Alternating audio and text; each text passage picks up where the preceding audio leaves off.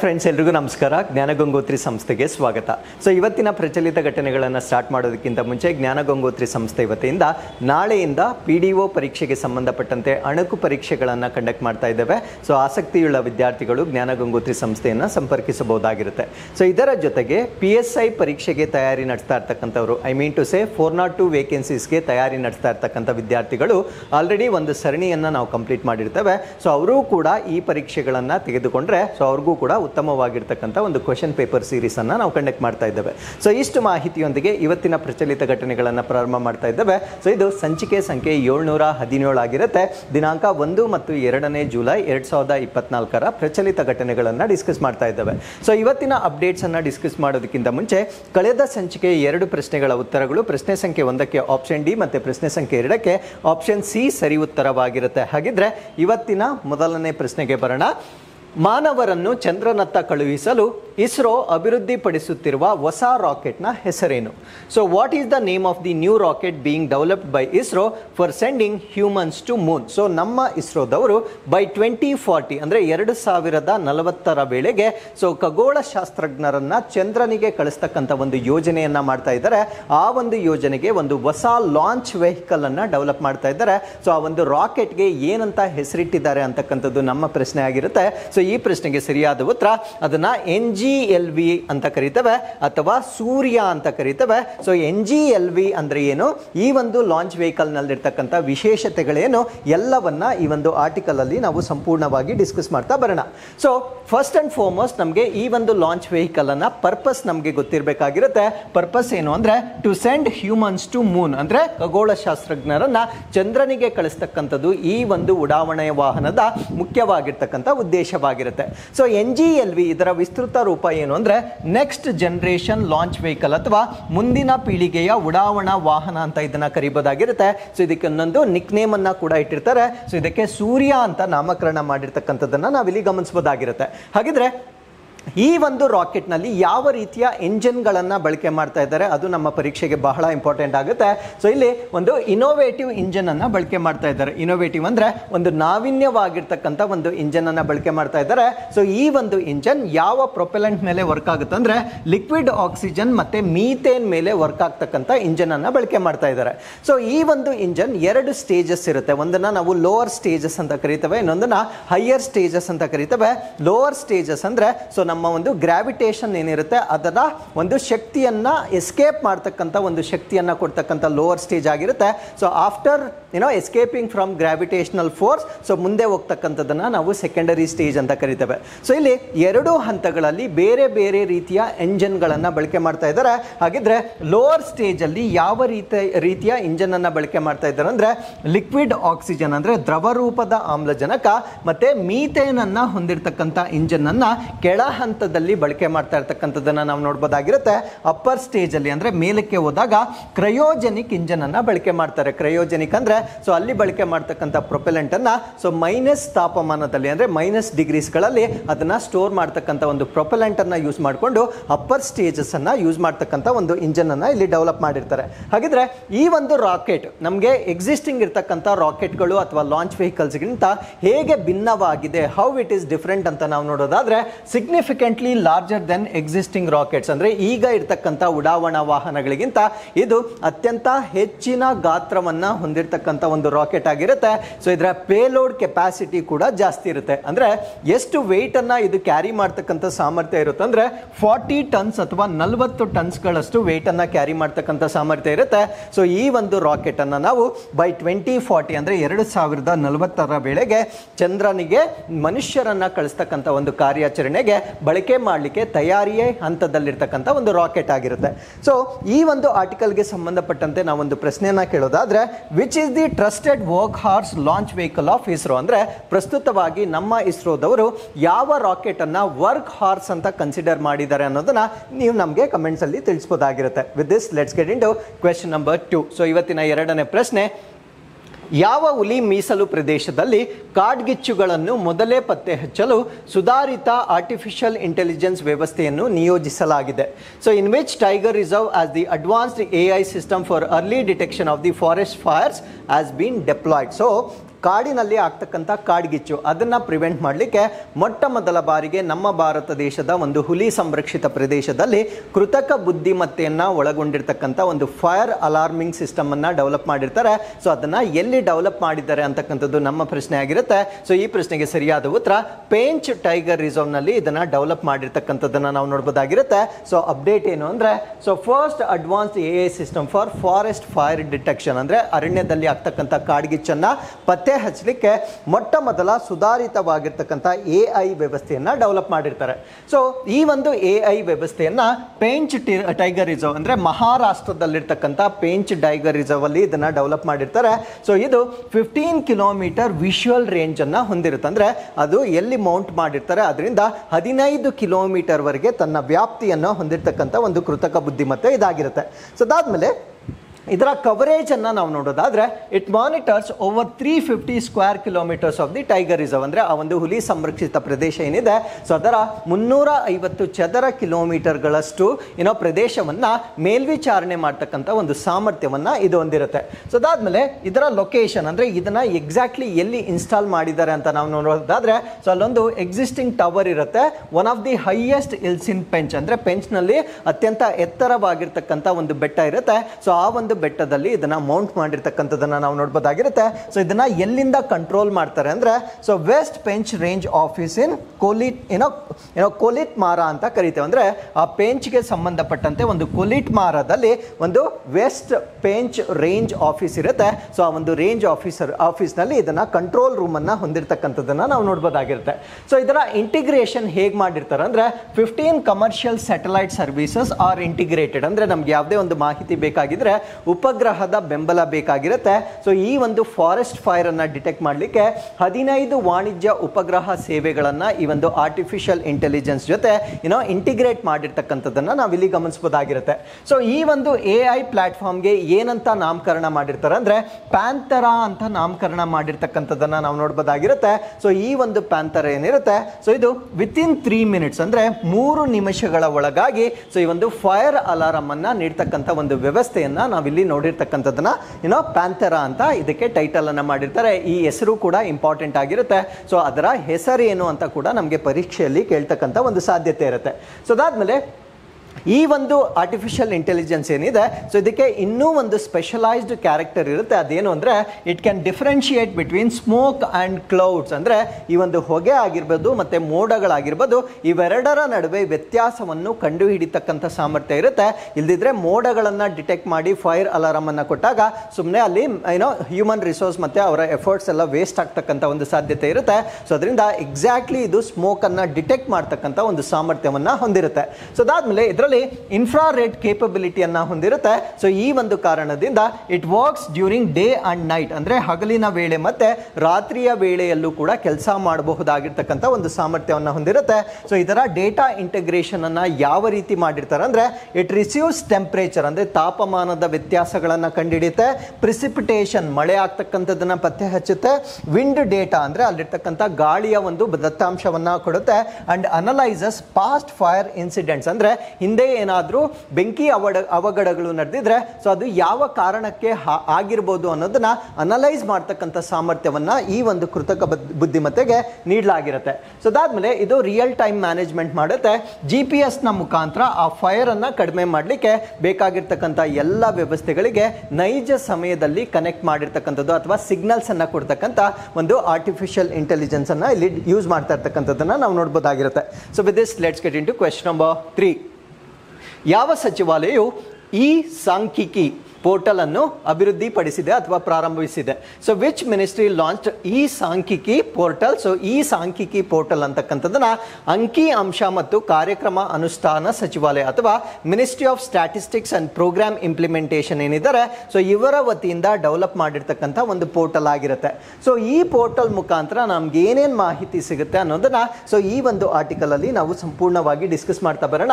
So ಈ ಒಂದು portal ಅನ್ನ ನಾವೇನಂತ ಕರಿತೀವಿ ಅಂದ್ರೆ ಈ ಸಾಂಖ್ಯಿಕಿ ಅಂತ ಕರೀತಾರೆ. ಕರಿತೇವೆ. ಸೊ ಈ ಒಂದು ಪೋರ್ಟಲ್ ಅನ್ನ ಒಂದು ಕಟಿಂಗ್ ಎಡ್ಜ್ ಟೆಕ್ನಾಲಜಿ ಆಗಿರುತ್ತೆ. ಸೊ ಇದು ಗ್ಲೋಬಲ್ ಬೆಸ್ಟ್ ಪ್ರಾಕ್ಟೀಸಸ್ ಅಂದ್ರೆ ಜಾಗತಿಕವಾಗಿ ಉತ್ತಮವಾಗಿರ್ತಕ್ಕಂಥ ಪ್ರಾಕ್ಟೀಸಸ್ ಅನ್ನ ಮಾಡಲಿಕ್ಕೆ ಡೆವಲಪ್ ಮಾಡಿರ್ತಕ್ಕಂಥ ಒಂದು ಪೋರ್ಟಲ್ ಆಗಿರುತ್ತೆ. ಸೊ ಈ ಒಂದು ಪೋರ್ಟಲ್ ಅಲ್ಲಿ ನಾವು 2 ಮಾಡ್ಯೂಲ್ಸ್ ಗಳನ್ನ ನಾವು ನೋಡಬಹುದಾಗಿರುತ್ತೆ. ಸೊ ಮೊದಲನೇ ಮಾಡ್ಯೂಲ್ ಅನ್ನ ನಾವೇನಂತ ಕರಿತೀವಿ ಅಂದ್ರೆ ಡೇಟಾ ಕೆಟಲಾಗ್ ಮಾಡ್ಯೂಲ್ ಅಂತ ಕರಿತೇವೆ. ಸೊ ಈ ಒಂದು ಡೇಟಾ ಕೆಟಲಾಗ್ ಮಾಡ್ಯೂಲ್ ಅಲ್ಲಿ ನಮಗೆ ಯಾವ ರೀತಿಯ ಸ್ಟ್ಯಾಟಿಸ್ಟಿಕ್ಸ್ ಅಥವಾ ಯಾವ ವಿಷಯಕ್ಕೆ ಸಂಬಂಧಪಟ್ಟಂತೆ ನಾವು ಮಾಹಿತಿಯನ್ನ ಸುಲಭವಾಗಿ ಈ ಒಂದು ಪೋರ್ಟಲ್ ಅಲ್ಲಿ ಪಡಿಬಹುದಾಗಿರುತ್ತೆ ಅಂದ್ರೆ ನ್ಯಾಷನಲ್ ಅಕೌಂಟ್ ಸ್ಟ್ಯಾಟಿಸ್ಟಿಕ್ಸ್ ಅಂದ್ರೆ ರಾಷ್ಟ್ರೀಯ ಖಾತೆಗಳ ಅಂಕಿಅಂಶಗಳು, ಕನ್ಸ್ಯೂಮರ್ ಪ್ರೈಸ್ ಇಂಡೆಕ್ಸ್ ಅಥವಾ ಗ್ರಾಹಕರ ಬೆಲೆ ಸೂಚ್ಯಾಂಕ ಅಂತ ಕರೀತೇವೆ, ಇಂಡೆಕ್ಸ್ ಆಫ್ ಇಂಡಸ್ಟ್ರಿಯಲ್ ಪ್ರೊಡಕ್ಷನ್ ಅಂದ್ರೆ ಕೈಗಾರಿಕಾ ಉತ್ಪಾದನಾ ಸೂಚ್ಯಾಂಕ, ಆನ್ಯುವಲ್ ಸರ್ವೆ ಆಫ್ ಇಂಡಸ್ಟ್ರೀಸ್ ಅಂದ್ರೆ ಕೈಗಾರಿಕೆಗಳ ವಾರ್ಷಿಕ ಸಮೀಕ್ಷೆ, ಪಿರಿಯಾಡಿಕ್ ಲೇಬರ್ ಫೋರ್ಸಸ್ ಸರ್ವೆ ಅಂದ್ರೆ ಆವರ್ತಕ ಕಾರ್ಮಿಕ ಬಲ ಸಮೀಕ್ಷೆ, house hold consumption and expenditure survey ಗೃಹ ಬಳಕೆ ವೆಚ್ಚ ಮತ್ತು ಸಮೀಕ್ಷೆ, ಮತ್ತು ಮಲ್ಟಿಪಲ್ ಇಂಡಿಕೇಟರ್ ಸರ್ವೆ ಅಂದ್ರೆ ಬಹು ಸೂಚಕ ಸಮೀಕ್ಷೆ ಏನಿರುತ್ತೆ. ಸೊ ಇದರ ಈ ರೀತಿಯ 7 ಡೇಟಾಗಳನ್ನ ಮೊದಲ ಮಾಡ್ಯೂಲ್ ಅಲ್ಲಿ ನಾವು ಪಡೆಯಬಹುದಾಗಿರುತ್ತೆ. ಸೊ ಎರಡನೇ ಮಾಡ್ಯೂಲ್ ಅನ್ನ ನಾವೇನಂತ ಕರಿತೇವೆ ಅಂದ್ರೆ ಮ್ಯಾಕ್ರೋ ಇಂಡಿಕೇಟರ್ ಮಾಡ್ಯೂಲ್ ಅಂತ ಕರಿತೇವೆ. ಸೊ ಮ್ಯಾಕ್ರೋ ಇಂಡಿಕೇಟರ್ ಮಾಡ್ಯೂಲ್ ಅಲ್ಲಿ ನಮಗೆ ಸಿಗ್ತಕ್ಕಂಥ ಮಾಹಿತಿ ಏನು ಅಂದ್ರೆ 4 ಪ್ರಮುಖ ಮಾಹಿತಿಗಳನ್ನ ನಾವು ಪಡಿಬಹುದಾಗಿರುತ್ತೆ. ಸೊ ಮೊದಲನೇದನ್ನ ನಾವು ನ್ಯಾಷನಲ್ ಅಕೌಂಟ್ ಸ್ಟ್ಯಾಟಿಸ್ಟಿಕ್ಸ್ ಅಂದ್ರೆ ರಾಷ್ಟ್ರೀಯ ಖಾತೆಗಳ ಅಂಕಿಅಂಶಗಳು ಸಿಗುತ್ತೆ, ಕನ್ಸ್ಯೂಮರ್ ಪ್ರೈಸ್ ಇಂಡೆಕ್ಸ್ ಇಲ್ಲೂ ಕೂಡ ಸಿಗುತ್ತೆ, ಗ್ರಾಹಕ ಬೆಲೆ ಸೂಚ್ಯಾಂಕ, ಅದಾದ್ಮೇಲೆ ಇಂಡೆಕ್ಸ್ ಆಫ್ ಇಂಡಸ್ಟ್ರಿಯಲ್ ಪ್ರೊಡಕ್ಷನ್ ಅಂದ್ರೆ ಕೈಗಾರಿಕಾ ಉತ್ಪಾದನಾ ಸೂಚ್ಯಾಂಕದ ಬಗ್ಗೆ ಕೂಡ ತಿಳಿಬಹುದು, ಆನ್ಯುವಲ್ ಸರ್ವೆ ಆಫ್ ಇಂಡಸ್ಟ್ರೀಸ್ ಅಥವಾ ಉದ್ಯಮಗಳ ವಾರ್ಷಿಕ ಸಮೀಕ್ಷೆ, ಕಳೆದ 10 ವರ್ಷಗಳಿಂದ ಏನ್ ಡೇಟಾ ಇರುತ್ತೆ ಸೊ ಆ ಒಂದು ಡೇಟಾವನ್ನ ಇಲ್ಲಿ ಕಂಪ್ಲೀಟ್ ಆಗಿ ನಾವು ಪಡೆಯಬಹುದಾಗಿರುತ್ತೆ. So with this let's get into question number 4. So European ಕೌನ್ಸಿಲ್ನ ಅಧ್ಯಕ್ಷರಾಗಿ ಆಯ್ಕೆಯಾದ ಮೊದಲ ಪೋರ್ಚುಗೀಸ್ ನಾಯಕ ಯಾರು? Who is the first Portuguese leader to be elected as the president of European council? So European ಸಮಿತಿ ಏನಿರುತ್ತೆ ಸೊ ಈ ಒಂದು ಕೌನ್ಸಿಲ್ಗೆ ಮೊಟ್ಟ ಮೊದಲ ಬಾರಿಗೆ ಸೊ ಒಬ್ಬ ಪೋರ್ಚುಗೀಸ್ ನಾಯಕ ಆಯ್ಕೆ ಆಗಿರ್ತಾರೆ. ಅವರ ಹೆಸರೇನು ಅನ್ನೋದು ನಮ್ಮ ಪ್ರಶ್ನೆ ಆಗಿರುತ್ತೆ. ಸೊ ಈ ಪ್ರಶ್ನೆಗೆ ಸರಿಯಾದ ಉತ್ತರ ಆಂಟೋನಿಯಾ ಕೋಸ್ಟಾ ಅಂತಕ್ಕಂಥದ್ದು ಅವರ ಹೆಸರಾಗಿರುತ್ತೆ. ಸೊ ಈ ಒಂದು ಯುರೋಪಿಯನ್ ಕೌನ್ಸಿಲ್ಗೆ ಆಯ್ಕೆ ಆಗಿರ್ತಕ್ಕಂಥ ಪ್ರಪ್ರಥಮ ಪೋರ್ಚುಗೀಸ್ ಲೀಡರ್ ಅಂತ ಇವರನ್ನ ನಾವು ಕನ್ಸಿಡರ್ ಮಾಡಬಹುದಾಗಿರುತ್ತೆ. ಹಾಗಿದ್ರೆ ಫಸ್ಟ್ ನಾವು ಯುರೋಪಿಯನ್ ಕೌನ್ಸಿಲ್ ಬಗ್ಗೆ ಸ್ವಲ್ಪ ಬೇಸಿಕ್ ಮಾಹಿತಿಯನ್ನ ಡಿಸ್ಕಸ್ ಮಾಡಿ ಈ ಒಂದು ಕೌನ್ಸಿಲ್ ಏನೇನು ಕೆಲಸಗಳನ್ನ ಮಾಡುತ್ತೆ ಅನ್ನೋದನ್ನ ನಾವು ಮುಂದೆ ಡಿಸ್ಕಸ್ ಮಾಡ್ತಾ ಬರೋಣ. ಸೊ ಈ ಒಂದು ಕೌನ್ಸಿಲ್ ಅನ್ನ ರಚನೆ ಮಾಡಿರ್ತಕ್ಕಂಥದ್ದು 1961 ನಲ್ಲಿ ಇನ್ಫಾರ್ಮಲ್ ಆಗಿ ಸ್ಥಾಪನೆ ಮಾಡಿರ್ತಾರೆ. ಅಧಿಕೃತವಾಗಿ ಅಥವಾ ಔಪಚಾರಿಕವಾಗಿ ಇದನ್ನ 2009ರಲ್ಲಿ ಸ್ಥಾಪನೆ ಮಾಡಿರ್ತಕ್ಕಂಥದ್ದನ್ನ ನಾವು ನೋಡಬಹುದಾಗಿರುತ್ತೆ. ಸೊ ಇದು ಯಾವ ರೀತಿಯ ಒಂದು ಅಸೋಸಿಯೇಷನ್ ಅಥವಾ ಸಂಸ್ಥೆ ಅಥವಾ ಕೌನ್ಸಿಲ್ ಆಗಿರುತ್ತೆ ಅಂದ್ರೆ institution of the European union ಅಂತ ಕರಿತೇವೆ. ಸೊ ಇದರ ಲೊಕೇಶನ್ ಎಲ್ಲಿರುತ್ತೆ ಅಂದ್ರೆ ಇದು ಬ್ರುಸೆಲ್ಸ್ ಅಲ್ಲಿ ಇರ್ತಕ್ಕಂಥದ್ದನ್ನ ನಾವಿಲ್ಲಿ ನೋಡಬಹುದಾಗಿರುತ್ತೆ. ಸೊ ಇದರ ಅಫಿಷಿಯಲ್ ಲ್ಯಾಂಗ್ವೇಜ್ ಏನಾಗಿರುತ್ತೆ ಅಂದ್ರೆ 24 ಲ್ಯಾಂಗ್ವೇಜಸ್ಗಳು ಅದರಲ್ಲಿ ಅಫಿಷಿಯಲ್ ಲ್ಯಾಂಗ್ವೇಜಸ್ ಆಗಿರ್ತವೆ. ಅದರಲ್ಲಿ 2 ಮಾತ್ರ ಮೇನ್ ಅಫಿಷಿಯಲ್ ಲ್ಯಾಂಗ್ವೇಜಸ್ ಆಗಿ ಕನ್ಸಿಡರ್ ಮಾಡ್ತಾರೆ. ಒಂದು ಇಂಗ್ಲಿಷ್ ಆಗಿರುತ್ತೆ, ಇನ್ನೊಂದು ಫ್ರೆಂಚ್ ಆಗಿರುತ್ತೆ.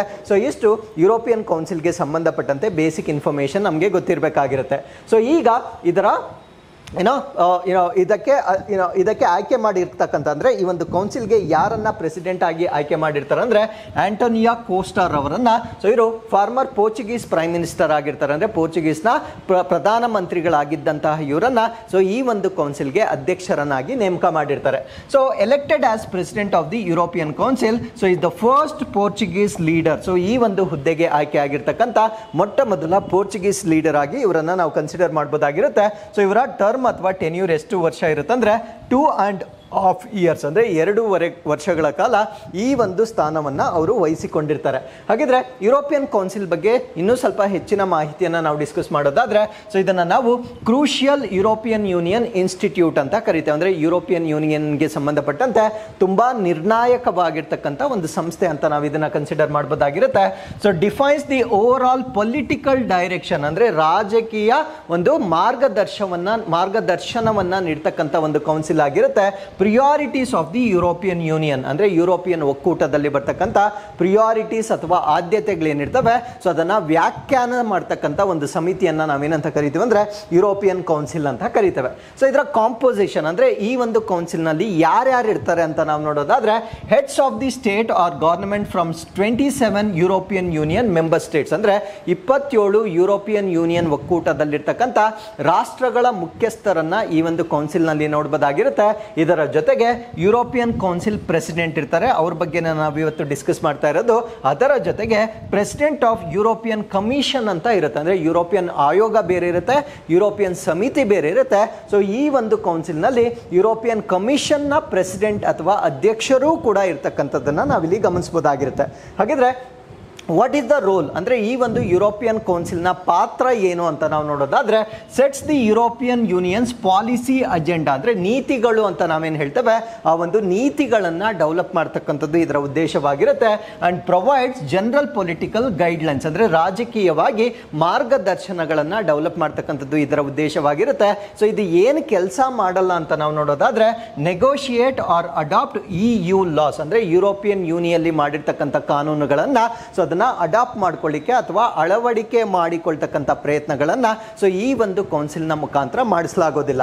ಸೊ ಅದಾದ್ಮೇಲೆ ಈ ಒಂದು ಕೌನ್ಸಿಲ್ ಏನಿರುತ್ತೆ ಒಂದು ವರ್ಷಕ್ಕೆ ಅಂದ್ರೆ ವಿತಿನ್ 1 year 4 times ಅವರು ಸಭೆಯನ್ನ ಸೇರ್ತಕ್ಕಂಥದ್ದನ್ನ ನಾವು ನೋಡಬಹುದಾಗಿರುತ್ತೆ. ಸೊ ಇಷ್ಟು ಮಾಹಿತಿ ಈ ಒಂದು ಕೌನ್ಸಿಲ್ ಬಗ್ಗೆ ನಮಗೆ ಗೊತ್ತಿರಬೇಕಾಗಿರುತ್ತೆ. So with this let's get into question number 5. ಜೈವಿಕ ಪ್ಲಾಸ್ಟಿಕ್ ಅನ್ನು ಉತ್ಪಾದಿಸಲು ಯಾವ ನೈಸರ್ಗಿಕ ಸಂಪನ್ಮೂಲಗಳನ್ನು ಸಾಮಾನ್ಯವಾಗಿ ಬಳಸಲಾಗುತ್ತದೆ? So which natural resources are commonly use to produce bioplastic? So ಹೆಸರಲ್ಲೇ ಗೊತ್ತಾಗುತ್ತೆ ಬಯೋಪ್ಲಾಸ್ಟಿಕ್ ಅಂದ್ರೆ ಸೊ ಜೈವಿಕ ವಸ್ತುಗಳಿಂದ ತಯಾರಿ ಮಾಡ್ತಕ್ಕಂಥ ಪ್ಲಾಸ್ಟಿಕ್ ಆಗಿರುತ್ತೆ. ಇದರ ಅಡ್ವಾಂಟೇಜ್ ಏನು ಅಂದ್ರೆ ಆಬ್ವಿಯಸ್ಲಿ ಅದು ಬಯೋಡಿಗ್ರೇಡಬಲ್ ಆಗಿರುತ್ತೆ, ಜೈವಿಕವಾಗಿ ವಿಘಟನೆಗೊಳ್ಳಬಲ್ಲ ಒಂದು ಪ್ಲಾಸ್ಟಿಕ್ ಆಗಿರುತ್ತೆ. ಸೊ ಇದರಿಂದ ಎನ್ವೈರನ್ಮೆಂಟ್ ಅಲ್ಲಿ ಪ್ಲಾಸ್ಟಿಕ್ ಇಂದ ಆಗ್ತಕ್ಕಂಥ ಪೊಲ್ಯೂಷನ್ ಅನ್ನ ನಾವು ಪ್ರಿವೆಂಟ್ ಮಾಡಬಹುದಾಗಿರುತ್ತೆ. ಹಾಗಿದ್ರೆ ಇದನ್ನ ತಯಾರಿ ಮಾಡಲಿಕ್ಕೆ ಯಾವುದನ್ನ ಬಳಕೆ ಮಾಡ್ತಾರೆ ಅನ್ನೋದು ನಮ್ಮ ಪ್ರಶ್ನೆ ಆಗಿರುತ್ತೆ. ಸೊ ಈ ಪ್ರಶ್ನೆಗೆ ಸರಿಯಾದ ಉತ್ತರ ಕಾರ್ನ್ ಅಂದ್ರೆ ಜೋಳ, ಅದಾದ್ಮೇಲೆ ಸೂರ್ಯಕಾಂತಿ ಅಂದ್ರೆ ಸನ್ಫ್ಲವರ್, ಮತ್ತೆ ಸಕ್ಕರೆ ಬೀಟ್ ಅನ್ನ ಇದರಲ್ಲಿ ಬಳಕೆ ಮಾಡ್ತಾ ಇರ್ತಕ್ಕಂಥದ್ದನ್ನ ನಾವು ನೋಡಬಹುದಾಗಿರುತ್ತೆ. ಹಾಗಿದ್ರೆ ಸೊ ಈ ಒಂದು ಬಯೋಪ್ಲಾಸ್ಟಿಕ್ ಬಗ್ಗೆ ಪ್ರಶ್ನೆಯನ್ನ ಕೊಡ್ಲಿಕ್ಕೆ ಕಾರಣ ಏನು ಅಂದ್ರೆ, so combating environmental pollution UP to set up bioplastic park. So ಉತ್ತರ ಪ್ರದೇಶದಲ್ಲಿ ಬಯೋಪ್ಲಾಸ್ಟಿಕ್ ಪಾರ್ಕ್ ಅನ್ನ ಸೆಟಪ್ ಮಾಡ್ತಕ್ಕಂಥ ಒಂದು ನಿರ್ಧಾರವನ್ನ ತೆಗೆದುಕೊಂಡಿರ್ತಾರೆ. ಸೊ ಈ ಒಂದು ನಿರ್ಧಾರವನ್ನ ತೆಗೆದುಕೊಂಡಿರ್ತಕ್ಕಂಥದ್ದು ಉತ್ತರ ಪ್ರದೇಶದ ರಾಜ್ಯ ಸರ್ಕಾರ ತೆಗೆದುಕೊಂಡಿರ್ತಕ್ಕಂಥ ಒಂದು ನಿರ್ಧಾರವಾಗಿರುತ್ತೆ. So they are going to develop 1000 hectares of land in Kumbi village, ಅಂದ್ರೆ ಉತ್ತರ ಪ್ರದೇಶದಲ್ಲಿರ್ತಕ್ಕಂಥ ಒಂದು ಹಳ್ಳಿ, ಆ ಒಂದು ಹಳ್ಳಿಯನ್ನ ನಾವು ಕುಂಬಿ ವಿಲೇಜ್ ಅಂತ ಕರಿತೇವೆ.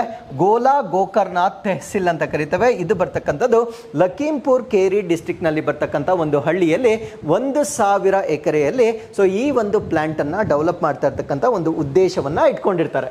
ಸೊ ಬಯೋಪ್ಲಾಸ್ಟಿಕ್ ಬಗ್ಗೆ ನಾವು ತಿಳ್ಕೊಳ್ಳೋದಾದ್ರೆ, ಇದು ನ್ಯಾಚುರಲ್ ಮೆಟೀರಿಯಲ್ ಅಂದ್ರೆ ನೈಸರ್ಗಿಕವಾಗಿ ಸಿಗ್ತಕ್ಕಂಥ ವಸ್ತುಗಳಿಂದ ಮಾಡಿರ್ತಕ್ಕಂಥ ಒಂದು ಪ್ಲಾಸ್ಟಿಕ್ ಆಗಿರುತ್ತೆ. ಸೊ ಪ್ರಶ್ನೆಯಲ್ಲಿ ನಾವು ನೋಡಿದಾಗೆ ಕಾರ್ನ್ ಇರ್ಬೋದು, ಸನ್ಫ್ಲವರ್ ಇರ್ಬೋದು, ಮತ್ತೆ ಶುಗರ್ ಬೀಟ್ ಏನಿರುತ್ತೆ ಸೊ ಇದರಿಂದ ಉತ್ಪಾದನೆ ಮಾಡ್ತಕ್ಕಂಥ ಒಂದು ಪ್ಲಾಸ್ಟಿಕ್ ಆಗಿರುತ್ತೆ. ಸೊ ಇದರ ಅಡ್ವಾಂಟೇಜ್ ಏನು ಅಂದ್ರೆ ಇಟ್ ಡಿಕಂಪೋಸಸ್ ಕ್ವಿಕ್ಲಿ, ಅಂದ್ರೆ ತುಂಬಾ ಸುಲಭವಾಗಿ ವಿಘಟನೆಗೊಳ್ಳಬಹುದಾಗಿರ್ತಕ್ಕಂಥ ಪ್ಲಾಸ್ಟಿಕ್ ಆಗಿರುತ್ತೆ. ಸೊ ಇದನ್ನ ನಾವು ಪ್ಯಾಕೇಜಿಂಗ್ ಅಲ್ಲಿ ನಾವು ಯೂಸ್ ಮಾಡಬಹುದಾಗಿರುತ್ತೆ, ರೆಡಿಮೇಡ್ ಗಾರ್ಮೆಂಟ್ಸ್ ಗಳಲ್ಲಿ ಅಂದ್ರೆ ವಸ್ತ್ರಗಳಲ್ಲಿ ಇದನ್ನು ಯೂಸ್ ಮಾಡಬಹುದಾಗಿರುತ್ತೆ, ಮತ್ತೆ ಎಲೆಕ್ಟ್ರಾನಿಕ್ಸ್ ಗಳಲ್ಲೂ ಕೂಡ ಈ ಒಂದು ಪ್ಲಾಸ್ಟಿಕ್ ಅನ್ನ ನಾವು ಬಳಕೆ ಮಾಡಬಹುದಾಗಿರುತ್ತೆ. So with this let's get into question number 6. ಭಾರತೀಯ ರೈಲ್ವೆಯಲ್ಲಿ ಮೊದಲ ಬಾರಿಗೆ ತೇಲುವ ಸೌರ ಸ್ಥಾವರವನ್ನು ಸ್ಥಾಪಿಸುವ ಮೈಲಿಗಲ್ಲನ್ನು ಯಾವ ವಲಯ ಸಾಧಿಸಿದೆ? Which zone has achieved the milestone of installing first ever floating solar plant on Indian railways? So Indian railways ಕೂಡ ನೆಟ್ ಝೀರೋ ಆಗ್ತಕ್ಕಂಥ ಒಂದು ಟಾರ್ಗೆಟ್ ಅನ್ನ ಇಟ್ಕೊಂಡಿರ್ತಾರೆ. ಸೊ ಯಾವ ವರ್ಷಕ್ಕೆ ಈ ಒಂದು ಟಾರ್ಗೆಟ್ ಅನ್ನ ಇಟ್ಕೊಂಡಿದ್ದಾರೆ ಅದನ್ನ ನಾನು ಮುಂದೆ ಎಕ್ಸ್ಪ್ಲೇನ್ ಮಾಡ್ತೇನೆ. ಸೊ ಈ ಒಂದು ಟಾರ್ಗೆಟ್ ಅನ್ನ ಅಚೀವ್ ಮಾಡಲಿಕ್ಕೆ ಮೊಟ್ಟ ಮೊದಲ ಬಾರಿಗೆ ರೈಲ್ವೆ ವತಿಯಿಂದ ಫ್ಲೋಟಿಂಗ್ ಸೋಲಾರ್ ಅನ್ನ ಅವರು ಡೆವಲಪ್ ಮಾಡಿರ್ತಾರೆ. ಸೊ ಈ ಒಂದು ಫ್ಲೋಟಿಂಗ್ ಸೋಲಾರ್ ಅನ್ನ ಡೆವಲಪ್ ಮಾಡಿರ್ತಕ್ಕಂಥ ಝೋನ್ ಅಥವಾ ವಲಯ ಯಾವುದು ಅನ್ನೋದು ನಮ್ಮ ಪ್ರಶ್ನೆ ಆಗಿರುತ್ತೆ. ಸೊ ಈ ಪ್ರಶ್ನೆಗೆ ಸರಿಯಾದ ಉತ್ತರ ಕೇಂದ್ರ ವಲಯ ಅಥವಾ ಸೆಂಟ್ರಲ್ ಝೋನ್ ಅಂತ ಕರಿತೇವೆ. ಸೊ ನಿಮಗೆ ತಿಳಿದಿರೋ ಹಾಗೆ ರೈಲ್ವೆಗೆ ಸಂಬಂಧಪಟ್ಟಂತೆ ಸಾಕಷ್ಟು ಝೋನ್ಗಳನ್ನು ನಾವು ನೋಡಬಹುದಾಗಿರುತ್ತೆ. ಅದರಲ್ಲಿ ಸೆಂಟ್ರಲ್ ರೈಲ್ವೆ ವತಿಯಿಂದ ಸೊ ಈ ಒಂದು ಫ್ಲೋಟಿಂಗ್ ಸೋಲಾರ್ ಅನ್ನ ಡೆವಲಪ್ ಮಾಡಿರ್ತಕ್ಕಂಥದ್ದನ್ನ ನಾವು ನೋಡಬಹುದಾಗಿರುತ್ತೆ. ಸೊ ಈ ತೇಲುವ ಸೌರ ಫಲಕಗಳನ್ನ ರೈಲ್ವೇಸ್ ವತಿಯಿಂದ ಡೆವಲಪ್ ಮಾಡಿರ್ತಕ್ಕಂಥದ್ದು ಇದೇ ಮೊಟ್ಟ ಮೊದಲ ಉದಾಹರಣೆ ಆಗಿರೋದ್ರಿಂದ ಇದು ನಮ್ಮ ಪರೀಕ್ಷೆಗೆ ಬಹಳ ಇಂಪಾರ್ಟೆಂಟ್ ಆಗಿರುತ್ತೆ. So as I told you in the question, it is been developed by the central railway. So ಕೇಂದ್ರೀಯ ರೈಲ್ವೆಯಿಂದ ಡೆವಲಪ್ ಮಾಡಿರ್ತಾರೆ. Installing the first ever floating solar plant on Indian railways, ಅಂದ್ರೆ ಇಂಡಿಯನ್ ರೈಲ್ವೇಸ್ಗೆ ಸಂಬಂಧಪಟ್ಟಂತೆ ಮೊಟ್ಟ ಮೊದಲ ತೇಲುವ ಸೌರ ಫಲಕಗಳನ್ನ ಇವರು ಇನ್ಸ್ಟಾಲ್ ಮಾಡಿರ್ತಾರೆ. ಸೊ ಎಲ್ಲಿ ಇದನ್ನ ಇನ್ಸ್ಟಾಲ್ ಮಾಡಿರ್ತಾರೆ ಅಂದ್ರೆ ಇಗಟ್ಪುರಿ ಲೇಕ್ ಅಂತ ಕರಿತೇವೆ. So this is in the western Ghats, ಅಂದ್ರೆ ಪಶ್ಚಿಮ ಘಟ್ಟಗಳಲ್ಲಿ ನೆಲೆಗೊಂಡಿರ್ತಕ್ಕಂಥ ಇಗಟ್ಪುರಿ ಸರೋವರದಲ್ಲಿ ಸೊ ಈ ಒಂದು ಫ್ಲೋಟಿಂಗ್ ಸೋಲಾರನ್ನು ಡೆವಲಪ್ ಮಾಡಿರ್ತಕ್ಕಂಥದ್ದನ್ನು ನಾವು ನೋಡ್ಬೋದಾಗಿರುತ್ತೆ. ಸೊ ಇದರ ಕೆಪಾಸಿಟಿ ಎಷ್ಟಿರುತ್ತೆ ಅಂದರೆ 10 ಮೆಗಾವ್ಯಾಟ್ ಪೀಕ್ ಅಷ್ಟು ಕೆಪಾಸಿಟಿಯನ್ನು ಇದು ಹೊಂದಿರತಕ್ಕಂಥದ್ದನ್ನು ನಾವು ನೋಡ್ಬೋದಾಗಿರುತ್ತೆ. ಸೊ ಈ ಒಂದು ಇನ್ಸ್ಟಾಲೇಷನ್ ಏನಿದೆ, ಸೊ ಇದು ರೈಲ್ವೇಸ್ ಅವರು ತೆಗೆದುಕೊಂಡಿರ್ತಕ್ಕಂಥ ಒಂದು ಪ್ರತಿಜ್ಞೆ. ಆ ಪ್ರತಿಜ್ಞೆ ಏನು ಅಂದರೆ ಸೊ ಗ್ರೀನ್ ಅರ್ತ್ ಅಂತ ಕರಿತೇವೆ. So goal of green earth ಅಂತ ಕರಿತೇವೆ. ಹಸಿರು ಭೂಮಿಯನ್ನು ಡೆವಲಪ್ ಮಾಡ್ತಕ್ಕಂಥ ಒಂದು ಪ್ರತಿಜ್ಞೆ ಏನಿರುತ್ತೆ, ಸೊ ಆ ಒಂದು ಪ್ರತಿಜ್ಞೆಯನ್ನು ಫುಲ್ಫಿಲ್ ಮಾಡಲಿಕ್ಕೆ ತೆಗೆದುಕೊಂಡಿರ್ತಕ್ಕಂಥ ಒಂದು ಕ್ರಮವಾಗಿ ನೋಡ್ಬೋದಾಗಿರುತ್ತೆ. So it's ultimate goal of zero carbon emission by 2030. So this date is very very important. So 2030 ವೇಳೆಗೆ ನಮ್ಮ ರೈಲ್ವೆ ವಲಯವನ್ನು ನೆಟ್ ಝೀರೋ ಮಾಡ್ತಕ್ಕಂಥ ಒಂದು ಗುರಿಯನ್ನು ಇಟ್ಕೊಂಡಿರ್ತಾರೆ. ಸೊ ನೆಟ್ ಝೀರೋ ಮಾಡಬೇಕಾಗಿದ್ರೆ ನಾವು ಸಾಕಷ್ಟು ರಿನ್ಯೂಬಲ್ ಎನರ್ಜಿಯನ್ನು ಡೆವಲಪ್ ಮಾಡಬೇಕಾಗಿರುತ್ತೆ. ಸೊ ಈ ನಿಟ್ಟಿನಲ್ಲಿ ಈ ಫ್ಲೋಟಿಂಗ್ ಸೋಲಾರ್ ಅಂತಕ್ಕಂಥದ್ದು ಸೊ ಇವರಿಗೆ ಸಾಕಷ್ಟು ರಿನ್ಯೂಬಲ್ ಎನರ್ಜಿಯನ್ನು ಸಪೋರ್ಟ್ ಮಾಡ್ತಕ್ಕಂಥದ್ದನ್ನು ಗಮನಿಸಬಹುದಾಗಿರುತ್ತೆ. So they already commission 12.05 MWP. So already ಅವರು ಈ ಒಂದು ರಿನ್ಯೂಬಲ್ ಎನರ್ಜಿಯನ್ನು ಡೆವಲಪ್ ಮಾಡಿರ್ತಾರೆ. ಸೊ 12.05 MWP ಅಷ್ಟು ಸೋಲಾರ್ ಪ್ಲಾಂಟ್ಸ್ ಅನ್ನ ಆಲ್ರೆಡಿ ಡೆವಲಪ್ ಮಾಡಿರ್ತಾರೆ. ಸೊ ಯಾವ ರೀತಿ ಮಾಡಿರ್ತಾರೆ ಅಂದ್ರೆ rooftops the railway stations and buildings, ಅಂದ್ರೆ ರೈಲ್ವೆ ಸ್ಟೇಷನ್ ರೈಲ್ವೆ ನಿಲ್ದಾಣಗಳು ಮತ್ತೆ ಅವರಿಗೆ ಸಂಬಂಧಿಸಿದ ಕಟ್ಟಡಗಳ ಮೇಲೆ ಸೊ ಈ ಒಂದು ಚಾವಣಿಗಳ ಮೇಲೆ ಈ ಒಂದು ಸೋಲಾರ್ ಪ್ಯಾನಲ್ಸ್ ಅನ್ನ ಹಾಕುವ ಮುಖಾಂತರ ಸೊ 12.05 MWP ಅಷ್ಟು ಸೋಲಾರ್ ಎನರ್ಜಿಯನ್ನ ಆಲ್ರೆಡಿ ಉತ್ಪಾದನೆ ಮಾಡ್ತಾ ಇದ್ದಾರೆ. ಸೊ ಇದರ ಜೊತೆಗೆ ಈ ಒಂದು ಫ್ಲೋಟಿಂಗ್ ಸೋಲಾರ್ ಇಂದ ಕೂಡ ಕಾಂಟ್ರಿಬ್ಯೂಷನ್ ಬರ್ತಕ್ಕಂಥದ್ದನ್ನ ನಾವಿಲ್ಲಿ ಗಮನಿಸಬಹುದಾಗಿರುತ್ತೆ. So currently the Indian railways taps into 56.4 megawatts of wind energy. So ಇದರ ಜೊತೆಗೆ ಪವನ ಶಕ್ತಿಯನ್ನು ಕೂಡ ರೈಲ್ವೇಸ್ ವತಿಯಿಂದ ಡೆವಲಪ್ ಮಾಡಿರ್ತಾರೆ. ಸೊ 56.4 ಮೆಗಾವ್ಯಾಟ್ಸ್ ಅಷ್ಟು ಪವನ ಶಕ್ತಿಯನ್ನು ಅವರು ಡೆವಲಪ್ ಮಾಡ್ತಾ ಇದ್ದಾರೆ.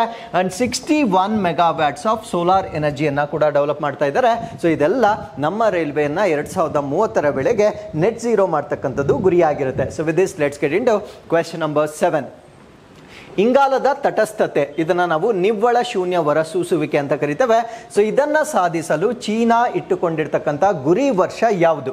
So what is China's target year for achieving carbon neutrality or net zero emission? So ನಮ್ಮ ಭಾರತ ದೇಶ 2070 ವೇಳೆಗೆ ನೆಟ್ ಝೀರೋ ಅಚೀವ್ ಮಾಡ್ತಕ್ಕಂಥ ಒಂದು ಗುರಿಯನ್ನು ಇಟ್ಕೊಂಡಿರುತ್ತೆ. ಸೊ ನೆಟ್ ಝೀರೋದ ಸಿಂಪಲ್ ಮೀನಿಂಗ್ ಏನು ಅಂದರೆ ಸೊ ನಾವೆಷ್ಟು ಕಾರ್ಬನ್ ಡೈಆಕ್ಸೈಡನ್ನು ಪ್ರೊಡ್ಯೂಸ್ ಮಾಡ್ತೇವೆ, ಅದು ಇಂಡಸ್ಟ್ರೀಸ್ ಆಗಿರ್ಬೋದು, ಟ್ರಾನ್ಸ್ಪೋರ್ಟೇಷನ್ ಆಗಿರ್ಬೋದು ಅಥವಾ ವೇರಿಯಸ್ ಮೀನ್ಸ್ ಆಗಿರ್ಬೋದು, ಅಷ್ಟು ಕಾರ್ಬನ್ ಡೈಆಕ್ಸೈಡ್ ಅನ್ನ ಅಬ್ಸಾರ್ಬ್ ಮಾಡ್ತಕ್ಕಂಥ ಕೆಪಾಸಿಟಿ, ಅದು ಫಾರೆಸ್ಟೇಷನ್ ಮಾಡ್ಬೋದು ಅಥವಾ ಬೇರೆ ಬೇರೆ ತಂತ್ರಜ್ಞಾನಗಳನ್ನು ಡೆವಲಪ್ ಮಾಡ್ಬೋದು. ಸೊ ಇವೆಲ್ಲ ಒಂದು ಕ್ಯುಮ್ಯುಲೇಟಿವ್ ಎಫರ್ಟ್ನಿಂದ ನಾವೆಷ್ಟು ಕಾರ್ಬನ್ ಡೈಆಕ್ಸೈಡ್ ಅನ್ನು ಉತ್ಪತ್ತಿ ಮಾಡ್ತೇವೆ ಸೊ ಅಷ್ಟನ್ನು ಟೋಟಲ್ ಆಗಿ ನಾವು ಅಬ್ಸಾರ್ಬ್ ಮಾಡ್ಕೊಳ್ಬೇಕಾಗಿರುತ್ತೆ. ಸೊ ಈ ಒಂದು ಸ್ಟೇಟಸ್ ಅನ್ನು ನಾವೇನಂತ ಕರಿತೀವಿ ಅಂದರೆ ನೆಟ್ ಝೀರೋ ಅಂತ ಕರಿತೇವೆ.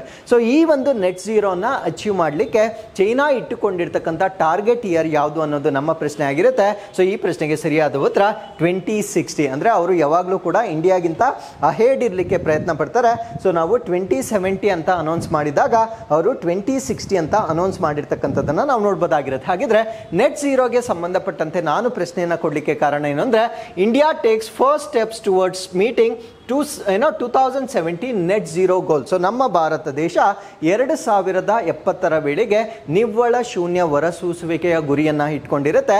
ಸೊ ಈ ನಿಟ್ಟಿನಲ್ಲಿ ಮೊಟ್ಟ ಮೊದಲ ಬಾರಿಗೆ ಕೆಲವೊಂದು ನೀತಿಗಳನ್ನು ಮಾಡಲಿಕ್ಕೆ ಪ್ರಾರಂಭ ಮಾಡಿರ್ತಕ್ಕಂಥದ್ದನ್ನು ನಾವಿಲ್ಲಿ ನೋಡ್ಬೋದಾಗಿರುತ್ತೆ.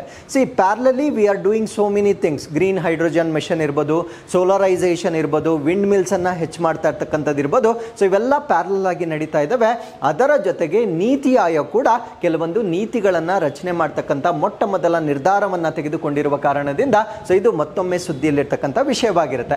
ಸೊ ನಿಮಗೆಲ್ಲ ಗೊತ್ತಿರೋ ಹಾಗೆ COP26 ಅಲ್ಲಿ ಅಂದರೆ ಕಾನ್ಫರೆನ್ಸಸ್ ಆಫ್ ಪಾರ್ಟೀಸ್ 26 ಅಲ್ಲಿ ಭಾರತ ದೇಶವು ಒಂದು ಪಂಚಾಮೃತ್ ಅಂತಕ್ಕಂಥ ಒಂದು ಟಾರ್ಗೆಟ್ ಅನ್ನು ತೆಗೆದುಕೊಂಡಿರುತ್ತೆ. ಆ ಪಂಚಾಮೃತ್ ಅಲ್ಲಿ ಏನೇನು ಟಾರ್ಗೆಟ್ ಅನ್ನು ನಾವು ತೆಗೆದುಕೊಂಡಿರ್ತೇವೆ ಅಂದರೆ India will increase its non fossil energy capacity to 500 gigawatts by 2030. ಅಂದರೆ 2030 ವೇಳೆಗೆ ನಮ್ಮ ಭಾರತ ದೇಶದ ಪಳೆಯುವಳಿಕೆ ಇಂಧನ ರಹಿತ ವಿದ್ಯುತ್ತನ್ನು ಅಥವಾ ಶಕ್ತಿಯನ್ನು 500 ಗಿಗಾವ್ಯಾಟ್ಸ್ಗೆ ಇನ್ಕ್ರೀಸ್ ಮಾಡ್ತಕ್ಕಂಥ ಗುರಿ ಒಂದಾಗಿರುತ್ತೆ.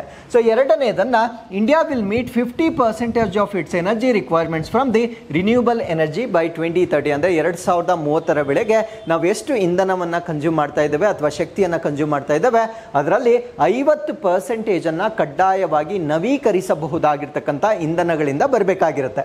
ಸೊ ಮೂರನೇದನ್ನು ನಾವು India will reduce the total projected carbon emission by 1 billion tons from now to 2030. ಅಂದರೆ ಈಗ ನಾವು ಎಷ್ಟು ಕಾರ್ಬನ್ ಅನ್ನ ಎಮಿಷನ್ ಮಾಡ್ತಾ ಇದ್ದೇವೆ, ಸೊ ಅದಕ್ಕಿಂತ 1 ಬಿಲಿಯನ್ ಟನ್ಸ್ ಅಷ್ಟನ್ನ ಕಡಿಮೆ ಮಾಡ್ತಕ್ಕಂಥ ಗುರಿಯನ್ನ 2030ರವರೆಗೆ ಇಟ್ಕೊಂಡಿರ್ತಕ್ಕಂಥದ್ದನ್ನ ನಾವು ನೋಡಬಹುದಾಗಿರುತ್ತೆ.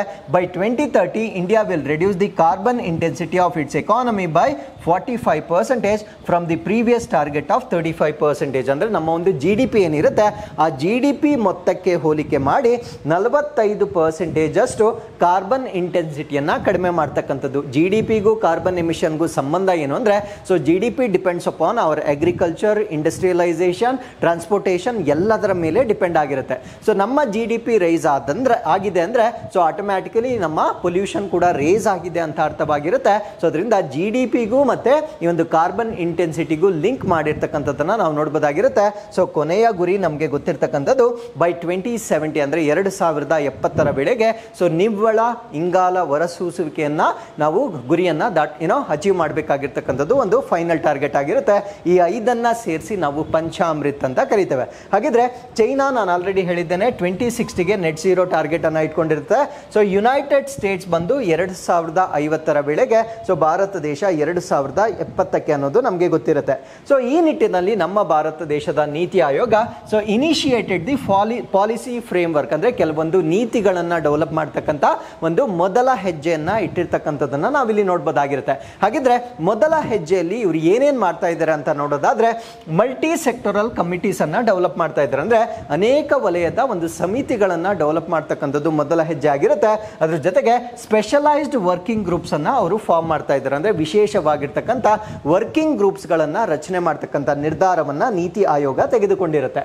ಸೊ ಅದರ ಜೊತೆಗೆ ಅವರು ಒಂದು ಟ್ರಾನ್ಸಿಷನ್ ಪ್ಲಾನ್ ಅನ್ನ ಡೆವಲಪ್ ಮಾಡ್ತಾರೆ. ಟ್ರಾನ್ಸಿಷನ್ ಅಂದ್ರೆ ಏನು? ಟ್ರಾನ್ಸಿಷನ್ ಅಂದ್ರೆ ಪರಿವರ್ತನೆ. ಯಾಕಂದ್ರೆ ನಾವು ಆಲ್ರೆಡಿ ಫಾಸಿಲ್ ಫ್ಯೂಯಲ್ಸ್ ಅನ್ನ ಯೂಸ್ ಮಾಡ್ತಾ ಇದ್ದೇವೆ, ಏಕಾಏಕಿ ಅದನ್ನ ನಾವು ನಿಲ್ಸಕ್ಕೆ ಸಾಧ್ಯವಾಗಲ್ಲ. ಯಾಕಂದ್ರೆ ನಮ್ಮ ಎಕಾನಮಿ ಡಿಪೆಂಡ್ ಆಗಿರ್ತಕ್ಕಂಥದ್ದು ಇಂಡಸ್ಟ್ರೀಸ್, ಟ್ರಾನ್ಸ್ಪೋರ್ಟೇಷನ್, ಅಗ್ರಿಕಲ್ಚರ್ ಮೇಲೆ ಡಿಪೆಂಡ್ ಆಗಿರೋದ್ರಿಂದ ಏಕಾಏಕಿ ನಾವು ಅದನ್ನ ಬಂದ್ ಮಾಡೋಕ್ಕಾಗಲ್ಲ.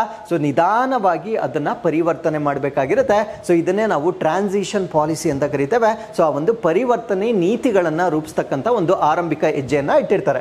ಸೊ ಯಾವ ರೀತಿಯಾಗಿ ಈ ಒಂದು ನೆಟ್ ಝೀರೋ ಅಂತಕ್ಕಂಥದ್ದು ಅಥವಾ ಈ ಒಂದು ಟಾರ್ಗೆಟ್ ಅನ್ನ ಅಚೀವ್ ಮಾಡತಕ್ಕಂಥ ಒಂದು ಗೋಲ್ಸ್ ಅನ್ನ ಇವರು ಸೆಟ್ ಮಾಡ್ತಾ ಇದ್ದಾರೆ ಅಂದ್ರೆ, macro economic implications, climate finance. So macro economic implications, ಅದಾದ್ಮೇಲೆ ಕ್ಲೈಮೇಟ್ ಫಿನಾನ್ಸ್ ಅಂದ್ರೆ ಹವಾಮಾನಕ್ಕೆ ಸಂಬಂಧಪಟ್ಟಂತೆ ಹಣಕಾಸನ್ನು ಒದಗಿಸ್ತಕ್ಕಂಥದ್ದು, ಕ್ರಿಟಿಕಲ್ ಮಿನರಲ್ಸ್ ಅಂದ್ರೆ ನಿರ್ಣಾಯಕ ಖನಿಜಗಳು ಅಂತ ಕರೀತೇವೆ. ಸೊ ಇದು ನಮ್ಮ ಎಲೆಕ್ಟ್ರಿಕ್ ಬ್ಯಾಟರೀಸ್ ಗಳಲ್ಲಿ ತುಂಬಾ ಹೆಲ್ಪ್ ಆಗುತ್ತೆ. ಸೊ ಆ ಒಂದು ಮಿನರಲ್ಸ್ ಬಗ್ಗೆ ಕೆಲವೊಂದು ಪಾಲಿಸಿಗಳನ್ನ ಮಾಡ್ತಾರೆ. ಡೊಮೆಸ್ಟಿಕ್ ಮ್ಯಾನುಫ್ಯಾಕ್ಚರಿಂಗ್ ಅಂದ್ರೆ ಸ್ಥಳೀಯವಾಗಿ ಉತ್ಪಾದನೆ ಮಾಡ್ತಕ್ಕಂಥದ್ದು. ಸೊ ಅದರಿಂದ ನಮಗೆ ಟ್ರಾನ್ಸ್ಪೋರ್ಟೇಷನ್ ಕಡಿಮೆ ಆಗುತ್ತೆ, ಅದರಿಂದ ಪೊಲ್ಯೂಷನ್ ಕೂಡ ಕಡಿಮೆ ಆಗುತ್ತೆ. ಸಪ್ಲೈ ಚೈನ್ಸ್ ಅನ್ನ ಇಂಪ್ರೂವ್ ಮಾಡ್ತಕ್ಕಂಥದ್ದು, ಸೆಕ್ಟರಲ್ ಸ್ಪೆಸಿಫಿಕ್ ಅನಾಲಿಸಿಸ್ ಮಾಡ್ತಕ್ಕಂಥದ್ದು ಅಂದ್ರೆ ಒಂದೊಂದು ವಲಯವನ್ನ ತೆಗೆದುಕೊಂಡು ಸೊ ಅಲ್ಲಿ ಯಾವ ರೀತಿ ನಾವು ಇಂಗಾಲವನ್ನ ಕಡಿಮೆ ಮಾಡಬಹುದು ಅಂತಕ್ಕಂಥದ್ದನ್ನ ವಿಶ್ಲೇಷಣೆ ಮಾಡ್ತಕ್ಕಂಥ ಎಲ್ಲ ನಿರ್ಧಾರಗಳನ್ನ ನೀತಿ ಆಯೋಗ ತೆಗೆದುಕೊಂಡಿರ್ತಕ್ಕಂಥದ್ದನ್ನ ನಾವು ನೋಡಬಹುದಾಗಿರುತ್ತೆ. ಸೊ ಕನ್ಸಾಲಿಡೇಟೆಡ್ ರಿಪೋರ್ಟ್ ಅಂದ್ರೆ ಒಂದು ಏಕೀಕೃತವಾಗಿರ್ತಕ್ಕಂಥ ವರದಿಯನ್ನ ಡೆವಲಪ್ ಮಾಡ್ತಾ ಇದ್ದಾರೆ. So collaborative efforts culminate in consolidated report, vital policy guides for the central ministries aligned with India's net zero aspiration. ಅಂದ್ರೆ ನಮ್ಮ ಭಾರತ ದೇಶದಲ್ಲಿರ್ತಕ್ಕಂಥ ಎಲ್ಲಾ ಸಚಿವಾಲಯಗಳ ಒಂದು ಏಕೀಕೃತವಾಗಿರ್ತಕ್ಕಂಥ ದತ್ತಾಂಶವನ್ನ ಡೆವಲಪ್ ಮಾಡ್ತಾರೆ. ಸೊ ಈ ಒಂದು ಡೇಟಾವನ್ನ ಉಪಯೋಗಿಸ್ಕೊಂಡು, ಯಾಕಂದ್ರೆ ನಾವು ಯಾವುದೇ ಒಂದು ಪಾಲಿಸಿ ಮಾಡಬೇಕಾಗಿದ್ರೆ ನಮಗೆ ಒಂದು ಡೇಟಾ ಬೇಕಾಗಿರುತ್ತೆ. ಸೊ ಆ ಒಂದು ಕನ್ಸಾಲಿಡೇಟೆಡ್ ಡೇಟಾವನ್ನ ಕೂಡ ಡೆವಲಪ್ ಮಾಡ್ತಕ್ಕಂಥ ನಿರ್ಧಾರವನ್ನ ನೀತಿ ಆಯೋಗ್ ತೆಗೆದುಕೊಂಡಿರ್ತಕ್ಕಂಥದ್ದನ್ನ ನಾವಿಲ್ಲಿ ನೋಡಬಹುದಾಗಿರುತ್ತೆ. So with this let's get into question number 8. So ಬೆಂಗಳೂರಿನಲ್ಲಿ ಘೋಷಿಸಲಾದ ಸರ್ಕ್ಯುಲರ್ ರೈಲ್ವೆ ನೆಟ್ವರ್ಕ್ ಯೋಜನೆಯ ಉದ್ದೇಶಿತ ಉದ್ದ ಎಷ್ಟು? So what is the proposed length of circular railway network project announced by Bengaluru? So ಈ ಪ್ರಶ್ನೆಗೆ ಸರಿಯಾದ ಉತ್ತರ 287 ಕಿಲೋಮೀಟರ್ಸ್. ವರ್ತುಲವಾಗಿರ್ತಕ್ಕಂಥ ಔಟರ್ ರಿಂಗ್ ರೋಡ್ ಅಂತ ನಾವೇನು ಹೇಳ್ತೇವೆ, ಆ ರೀತಿಯಾಗಿ ಬೆಂಗಳೂರು ಸುತ್ತಲಿರ್ತಕ್ಕಂಥ ಒಂದು ಸರ್ಕ್ಯುಲರ್ ರೈಲ್ವೆ ಕನೆಕ್ಷನ್ ಅನ್ನ ಡೆವಲಪ್ ಮಾಡ್ತಕ್ಕಂಥ ಒಂದು ಪ್ರಾಜೆಕ್ಟ್ ಅನ್ನ ಈಗ ಅನೌನ್ಸ್ ಮಾಡಿರ್ತಾರೆ.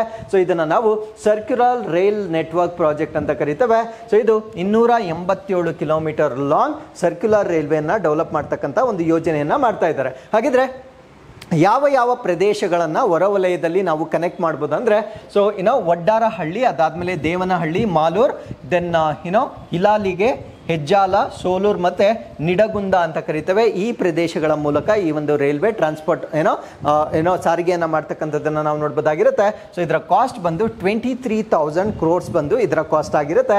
ಸೊ ಈ ಒಂದು ಕಾಸ್ಟ್ ಅನ್ನ ಬೇರ್ ಮಾಡ್ತಕ್ಕಂಥವ್ರು ಸೆಂಟ್ರಲ್ ಗವರ್ಮೆಂಟ್ ಅದರ ಡೆವಲಪ್ಮೆಂಟಲ್ ಕಾಸ್ಟ್ ಅನ್ನ ನೋಡ್ಕೊಳ್ಳುತ್ತೆ. ಬಟ್ ಅದಕ್ಕೆ ಬೇಕಾಗಿರ್ತಕ್ಕಂಥ ಲ್ಯಾಂಡ್ ಅನ್ನ ರಾಜ್ಯ ಸರ್ಕಾರ ಒದಗಿಸಿಕೊಡ್ಬೇಕಾಗಿರ್ತಕ್ಕಂಥದ್ದು ಸೊ ಈ ಒಂದು ಪ್ರಾಜೆಕ್ಟ್ ನಲ್ಲಿ ಬರ್ತಕ್ಕಂಥ ವಿಷಯವಾಗಿರುತ್ತೆ. So Bengaluru population is almost exceeding 1.4 crore, 1.4 ಕೋಟಿಯಷ್ಟು ಪಾಪ್ಯುಲೇಷನ್ ಇರುತ್ತೆ. ಸೊ ಇದಿನ್ನೂ ಕೂಡ ಡೇ ಬೈ ಡೇ ಇನ್ಕ್ರೀಸ್ ಆಗ್ತಾ ಇರುವ ಕಾರಣದಿಂದ ಸೊ ಈ ಒಂದು ಟ್ರಾನ್ಸ್ಪೋರ್ಟೇಷನ್ ಅಂತಕ್ಕಂಥದ್ದು ನಮಗೆ ತುಂಬಾ ಸಿಗ್ನಿಫಿಕೆಂಟ್ ಆಗಿರ್ತಕ್ಕಂಥದ್ದನ್ನ ನಾವಿಲ್ಲಿ ನೋಡ್ಬೋದಾಗಿರುತ್ತೆ. So with this let's get into question number 9. SEBEX 2 ಎಂದರೇನು? ಸೊ ಇತ್ತೀಚೆಗೆ ಸುದ್ದಿಯಲ್ಲಿರ್ತಕ್ಕಂಥ SEBEX 2 is related to which of the following ಅನ್ನೋದು ನಮ್ಮ ಪ್ರಶ್ನೆ ಆಗಿರುತ್ತೆ. ಸೊ ಈ ಪ್ರಶ್ನೆಗೆ ಸರಿಯಾದ ಉತ್ತರ ಹೆಚ್ಚಿನ ಕಾರ್ಯಕ್ಷಮತೆಯ ಸ್ಫೋಟಕ, ಅಂದ್ರೆ ಹೈ ಪರ್ಫಾರ್ಮಿಂಗ್ ಎಕ್ಸ್ಪ್ಲೋಸಿವ್ ಅಂತ ಕರಿತೇವೆ. ಎಕ್ಸ್ಪ್ಲೋಸಿವ್ ಅಂದ್ರೆ ನಮ್ಮ ಮಿಲಿಟರಿಗಳಲ್ಲಿ ಬಳಕೆ ಮಾಡ್ತಕ್ಕಂಥ ಒಂದು ಹೆಚ್ಚಿನ ಕಾರ್ಯಕ್ಷಮತೆಯನ್ನ ಹೊಂದಿರತಕ್ಕಂಥ ಒಂದು ಎಕ್ಸ್ಪ್ಲೋಸಿವ್ ಅನ್ನ ಡೆವಲಪ್ ಮಾಡಿರ್ತಾರೆ. ಸೊ ಈ ಒಂದು ಎಕ್ಸ್ಪ್ಲೋಸಿವ್ಗೆ ಏನಂತ ನಾಮಕರಣ ಮಾಡಿರ್ತಾರೆ ಅಂದ್ರೆ ಸೆಬೆಕ್ಸ್ 2 ಅಂತ ನಾಮಕರಣ ಮಾಡಿರ್ತಕ್ಕಂಥದ್ದನ್ನ ನಾವು ನೋಡ್ಬೋದಾಗಿರುತ್ತೆ. ಸೊ ಇದನ್ನ ಮೇಕ್ ಇನ್ ಇಂಡಿಯಾ ಇನಿಷಿಯೇಟಿವ್ ನಲ್ಲಿ ಡೆವಲಪ್ ಮಾಡಿರ್ತಕ್ಕಂಥದ್ದನ್ನ ನಾವು ನೋಡ್ಬೋದಾಗಿರುತ್ತೆ. ಸೊ ಇದರ TNT ಈಕ್ವಿವೆಲೆಂಟ್ ಎಷ್ಟಿರುತ್ತೆ ಅಂದ್ರೆ, TNT ಅಂದ್ರೆ ಟ್ರೈ ನೈಟ್ರೋ ಟಲುವಿನ್ ಅಂತ ಕರಿತೇವೆ. ಸೊ ಟಲುವಿನ್ಗೆ ನೈಟ್ರೋಜನ್ ಅನ್ನ ಆಡ್ ಮಾಡುವ ಮುಖಾಂತರ, ಅಂದ್ರೆ ಸೊ ಈ ಒಂದು ಆರ್ಗ್ಯಾನಿಕ್ ನೈಟ್ರೋಜನ್ ಕಾಂಪೌಂಡ್ ಅನ್ನ ಆಡ್ ಮಾಡುವ ಮುಖಾಂತರ ಸೊ ಅದನ್ನ ಎಕ್ಸ್ಪ್ಲೋಸಿವ್ ಆಗಿ ಕನ್ವರ್ಟ್ ಮಾಡ್ತಾರೆ. ಸೊ ಅದನ್ನ ನಾವು TNT ಅಂತ ಕರಿತೇವೆ. ಹಾಗಿದ್ರೆ TNT ಈಕ್ವಿವೆಲೆನ್ಸ್ ವ್ಯಾಲ್ಯೂ ಎಷ್ಟಿರುತ್ತೆ ಅಂದ್ರೆ 2.01 ವ್ಯಾಲ್ಯೂ ಇರ್ತಕ್ಕಂಥದ್ದನ್ನ ನಾವು ನೋಡ್ಬೋದಾಗಿರುತ್ತೆ. ಹಾಗಿದ್ರೆ ಇದರಿಂದ ಆಗ್ತಕ್ಕಂಥ ಬೆನಿಫಿಟ್ಸ್ ಏನು ಅಂತ ನಾವು ನೋಡೋದಾದ್ರೆ, ಸೊ ಅದಕ್ಕಿಂತ ಮುಂಚೆ ಇದನ್ನ ಡೆವಲಪ್ ಮಾಡಿರ್ತಕ್ಕಂಥವ್ರು ಯಾರು ಅಂದ್ರೆ ಎಕನಾಮಿಕ್ ಎಕ್ಸ್ಪ್ಲೋಸಿವ್ ಲಿಮಿಟೆಡ್ ವತಿಯಿಂದ ಡೆವಲಪ್ ಮಾಡಿರ್ತಾರೆ. ಸೊ ಇದಕ್ಕೆ ಪ್ರಾಮಾಣೀಕರಣ ಅಥವಾ ಸರ್ಟಿಫಿಕೇಟ್ ಅನ್ನ ಕೊಟ್ಟಿರ್ತಕ್ಕಂಥವ್ರು ಯಾರು ಅಂದ್ರೆ ಇಂಡಿಯನ್ ನೇವಿ ಅಥವಾ ಭಾರತೀಯ ನೌಕಾಪಡೆಯಿಂದ ಇದಕ್ಕೆ ಪ್ರಾಮಾಣೀಕರಣವನ್ನ ನೀಡಲಾಗಿರುತ್ತೆ. ಸೊ ಇದರ ಕಂಪೋಸಿಷನ್ ಮತ್ತೆ ಇದರ ಲೀಥಾಲಿಟಿಯನ್ನ ನಾವು ನೋಡೋದಾದ್ರೆ, so composition based on high melting explosion ಅಂತ ಕರಿತೇವೆ. ಅಂದ್ರೆ ಇದು ಇದರ ಒಂದು ಟೆಕ್ನಾಲಜಿ ಆಗಿರುತ್ತೆ. HMX ಅಂತ ಕರಿತೇವೆ, ಹೆಚ್ಚು ಕರಗುವ ಸ್ಫೋಟಕ ಆಧಾರಿತ ಸಂಯೋಜನೆಯನ್ನ ಸೊ ಇದರಲ್ಲಿ ಡೆವಲಪ್ ಮಾಡಿರ್ತಕ್ಕಂಥದ್ದನ್ನ ನಾವು ನೋಡಬಹುದಾಗಿರುತ್ತೆ. ಸೊ ಇದು ತನ್ನ ಎಫೆಕ್ಟಿವ್ನೆಸ್ ಅನ್ನ ಇನ್ಕ್ರೀಸ್ ಮಾಡುತ್ತೆ, ಬಟ್ ಅದರ ವೇಟ್ ಅನ್ನ ಇನ್ಕ್ರೀಸ್ ಮಾಡಲ್ಲ. ಸೊ ಅದರ ತೂಕವನ್ನ ಹೆಚ್ಚು ಮಾಡದೆ ಆ ಒಂದು ಸ್ಫೋಟಕದ ಎಫೆಕ್ಟಿವ್ನೆಸ್ ಅಥವಾ ಕಾರ್ಯಕ್ಷಮತೆಯನ್ನ ಮಾತ್ರ ಹೆಚ್ಚು ಮಾಡುತ್ತೆ. ಸೊ ಇದನ್ನ ನಾವು ನಮ್ಮ ವಾರ್ ಹೆಡ್ಸ್ ಅಂದ್ರೆ ಸಿಡಿ ತಲೆಗಳಲ್ಲಿ ಯೂಸ್ ಮಾಡಬಹುದಾಗಿರುತ್ತೆ. ಏರಿಯಲ್ ಬಾಂಬ್ಸ್ ಅಂದ್ರೆ ಗಾಳಿಯಿಂದ ಡ್ರಾಪ್ ಮಾಡ್ತಕ್ಕಂಥ ಬಾಂಬ್ಸ್ಗಳಲ್ಲಿ, ಸೊ ಅದಾದ್ಮೇಲೆ ಆರ್ಟಿಲರಿ ಶೆಲ್ಸ್ ಅಥವಾ ಪಿರಂಗಿ ಕೋಶಗಳಲ್ಲಿ ಅಥವಾ ಶೆಲ್ಗಳಲ್ಲಿ ಕೂಡ ಸೊ ಈ ಒಂದು ಎಕ್ಸ್ಪ್ಲೋಸಿವ್ ಅನ್ನ ನಾವು ಬಳಕೆ ಮಾಡಬಹುದಾಗಿರುತ್ತೆ. So with this let's get into question number 10. Nilgiri biosphere reserve ಎಲ್ಲಿದೆ? So where is the Nilgiri biosphere reserve located? ಈ ಪ್ರಶ್ನೆಗೆ ಸರಿಯಾದ ಉತ್ತರ ನೀಲಗಿರಿ ಬಯೋಸ್ಪಿಯರ್ ಅನ್ನ ನಾವು ವೆಸ್ಟರ್ನ್ ಘಾಟ್ಸ್ ಅಥವಾ ಪಶ್ಚಿಮ ಘಟ್ಟಗಳಲ್ಲಿ ನೋಡಬಹುದಾಗಿರುತ್ತೆ. ಸೊ ವೆಸ್ಟರ್ನ್ ಘಾಟ್ಸ್ಗೆ ಸಂಬಂಧಪಟ್ಟಂತೆ ಅಥವಾ ನೀಲಗಿರಿ ಬಯೋಸ್ಪಿಯರ್ ರಿಸರ್ವ್ಗೆ ಸಂಬಂಧಪಟ್ಟಂತೆ ಪ್ರಶ್ನೆಯನ್ನ ಕೊಡ್ಲಿಕ್ಕೆ ಕಾರಣ ಏನು ಅಂದ್ರೆ, ಸೊ ಒಂದು ಮಾತ್ ಅಥವಾ ಒಂದು ಪತಂಗ ಅಂತ ನಾವೇನು ಹೇಳ್ತೇವೆ, ಸೊ ಒಂದು ಹೊಸ ಪತಂಗ ಪತ್ತೆ ಆಗಿರುತ್ತೆ. ಹೊಸದಂದ್ರೆ it is not brand new, ತುಂಬಾ ವರ್ಷಗಳ ಹಿಂದೆ ಅದು ಪತ್ತೆ ಆಗಿತ್ತು. ಸೊ ಅದಾದ ನಂತರ ಬಹಳಷ್ಟು ವರ್ಷಗಳ ಕಾಲ ಇದು ಕಂಡು ಬರಲಿಲ್ಲ. ಸೊ ಮತ್ತೊಮ್ಮೆ ಇದು ಕಂಡು ಬಂದಿರತಕ್ಕಂಥ ಒಂದು ಪತಂಗವಾಗಿರುತ್ತೆ. ಸೊ ಇದರ ಬಗ್ಗೆ ಮತ್ತೆ ನೀಲಗಿರಿ ಬಯೋಸ್ಪಿಯರ್ ರಿಸರ್ವ್ ಬಗ್ಗೆ ಈ ಒಂದು ಆರ್ಟಿಕಲ್ ಅಲ್ಲಿ ನಾವು ಡಿಸ್ಕಸ್ ಮಾಡ್ತಾ ಬರೋಣ. ಸೊ ಈ ಒಂದು ಪತಂಗವನ್ನ ನಾವು ಚಿರಪ್ಟೋಲಿಪಿಸ್ ಇರುಬಿಸೀನ್ಸ್ ಅಂತ ಕರೀತೇವೆ. ಇದೊಂದು ರೇರ್ ಮಾತ್ ಎಂಡಮಿಕ್ ಆಗಿರುತ್ತೆ. ಎಂಡಮಿಕ್ ಅಂದ್ರೆ ನಿಮ್ಗೆ ಗೊತ್ತು, ಸ್ಥಳೀಯವಾಗಿರ್ತಕ್ಕಂಥ ಒಂದು ಪತಂಗವಾಗಿರುತ್ತೆ. ಸೊ ಇದು ಎಲ್ಲಿ ಸ್ಥಳೀಯವಾಗಿ ಪತ್ತೆ ಆಗಿರುತ್ತೆ ಅಂದ್ರೆ ವೆಸ್ಟರ್ನ್ ಘಾಟ್ಸ್ ಅಲ್ಲಿ ಪತ್ತೆ ಆಗಿರುತ್ತೆ. So it is discovered after 132 years, 132 ವರ್ಷಗಳ ನಂತರ ಸೊ ಈ ಒಂದು ಚಿಟ್ಟೆ ಮತ್ತೊಮ್ಮೆ ಕಾಣಿಸಿಕೊಂಡಿರ್ತಕ್ಕಂಥದ್ದನ್ನ ನಾವು ನೋಡಬಹುದಾಗಿರುತ್ತೆ. ಸೊ ಈ ಚಿಟ್ಟೆಯ ಡಿಸ್ಕ್ರಿಪ್ಷನ್ ಅನ್ನ ನಾವು ನೋಡೋದಾದ್ರೆ ಆರೆಂಜ್ ಹೆಡ್ ಅನ್ನ ಹೊಂದಿರುತ್ತೆ, ಅಂದ್ರೆ ಕಿತ್ತಳೆ ಬಣ್ಣದ ತಲೆಯನ್ನ ಹೊಂದಿರುತ್ತೆ. ಅದಾದ್ಮೇಲೆ ಸ್ಟ್ರೀಕ್ಡ್ ಟಿಬಿಎ ಅಂತ ಕರಿತೇವೆ. ಟಿಬಿಎ ಅಂದ್ರೆ ಸೊ ಅದರ ಪಾದಗಳು ಏನಿರುತ್ತೆ ಅದನ್ನ ನಾವು ಸ್ಟ್ರೀಕ್ಡ್ ಟಿಬಿಎ ಅಂತ ಕರಿತೇವೆ. Hair like scales on the wings, ಅಂದ್ರೆ ರೆಕ್ಕೆಗಳ ಮೇಲೆ ಕೂದಲಿನಂತಹ ಸ್ಕೇಲ್ಗಳನ್ನ ಹೊಂದಿರತಕ್ಕಂಥ ಒಂದು ಪತಂಗ ಇದಾಗಿರುತ್ತೆ. ಸೊ ಹಿಸ್ಟಾರಿಕಲಿ ಅಂದ್ರೆ ಐತಿಹಾಸಿಕವಾಗಿ ಇದನ್ನ 1891ರಲ್ಲಿ ಬ್ರಿಟಿಷ್ ಎಂಟಮಾಲಜಿಸ್ಟ್ ಅಂದ್ರೆ ಕೀಟಗಳನ್ನ ಅಧ್ಯಯನ ಮಾಡ್ತಕ್ಕಂಥವ್ರನ್ನ ಎಂಟಮಾಲಜಿಸ್ಟ್ ಅಂತ ಕರಿತೇವೆ. ಜಾರ್ಜ್ ಫ್ರಾನ್ಸಿಸ್ ಅಂತಕ್ಕಂಥವರು ಮೊಟ್ಟ ಮೊದಲ ಬಾರಿಗೆ 1891ರಲ್ಲಿ ಇದನ್ನ ದಾಖಲೆ ಮಾಡಿರ್ತಕ್ಕಂಥದ್ದನ್ನ ಅಥವಾ ರೆಕಾರ್ಡ್ ಮಾಡಿರ್ತಕ್ಕಂಥದ್ದನ್ನ ನೋಡಬಹುದಾಗಿರುತ್ತೆ. ಸೊ ಈ ಒಂದು ಮಾಹಿತಿಯೊಂದಿಗೆ ನಾವು ನೀಲಗಿರಿ ಬಯೋಸ್ಪಿಯರ್ ರಿಸರ್ವ್ ಬಗ್ಗೆ ಹೆಚ್ಚಿನ ಮಾಹಿತಿನ ತಿಳ್ಕೊಳ್ಳೋದಾದ್ರೆ, ಸೊ ಇದು ನೀಲಗಿರಿ ಮೌಂಟೇನ್ಸ್ ಅಲ್ಲಿ ಲೊಕೇಟ್ ಆಗಿರುತ್ತೆ. So of the western Ghats in south India, ಅಂದ್ರೆ ದಕ್ಷಿಣ ಭಾರತದ ಪಶ್ಚಿಮ ಘಟ್ಟಗಳಲ್ಲಿ ನೆಲೆಸಿರ್ತಕ್ಕಂಥ ಒಂದು ಬಯೋಸ್ಪಿಯರ್ ರಿಸರ್ವ್ ಆಗಿರುತ್ತೆ. So it is the largest protected forest in India, ಅಂದ್ರೆ ನಮ್ಮ ಭಾರತ ದೇಶದಲ್ಲಿ ಅತಿ ದೊಡ್ಡ ಸಂರಕ್ಷಿತ ಅರಣ್ಯ ಪ್ರದೇಶವಾಗಿ ಇದನ್ನ ಕನ್ಸಿಡರ್ ಮಾಡಬಹುದಾಗಿರುತ್ತೆ. ಸೊ ಇದು ತಮಿಳುನಾಡು, ಕರ್ನಾಟಕ ಮತ್ತು ಕೇರಳ ರಾಜ್ಯಗಳನ್ನ ಸ್ಪ್ರೆಡ್ ಆಗಿರ್ತಕ್ಕಂಥ ಒಂದು ಬಯೋಸ್ಪಿಯರ್ ರಿಸರ್ವ್ ಆಗಿರುತ್ತೆ.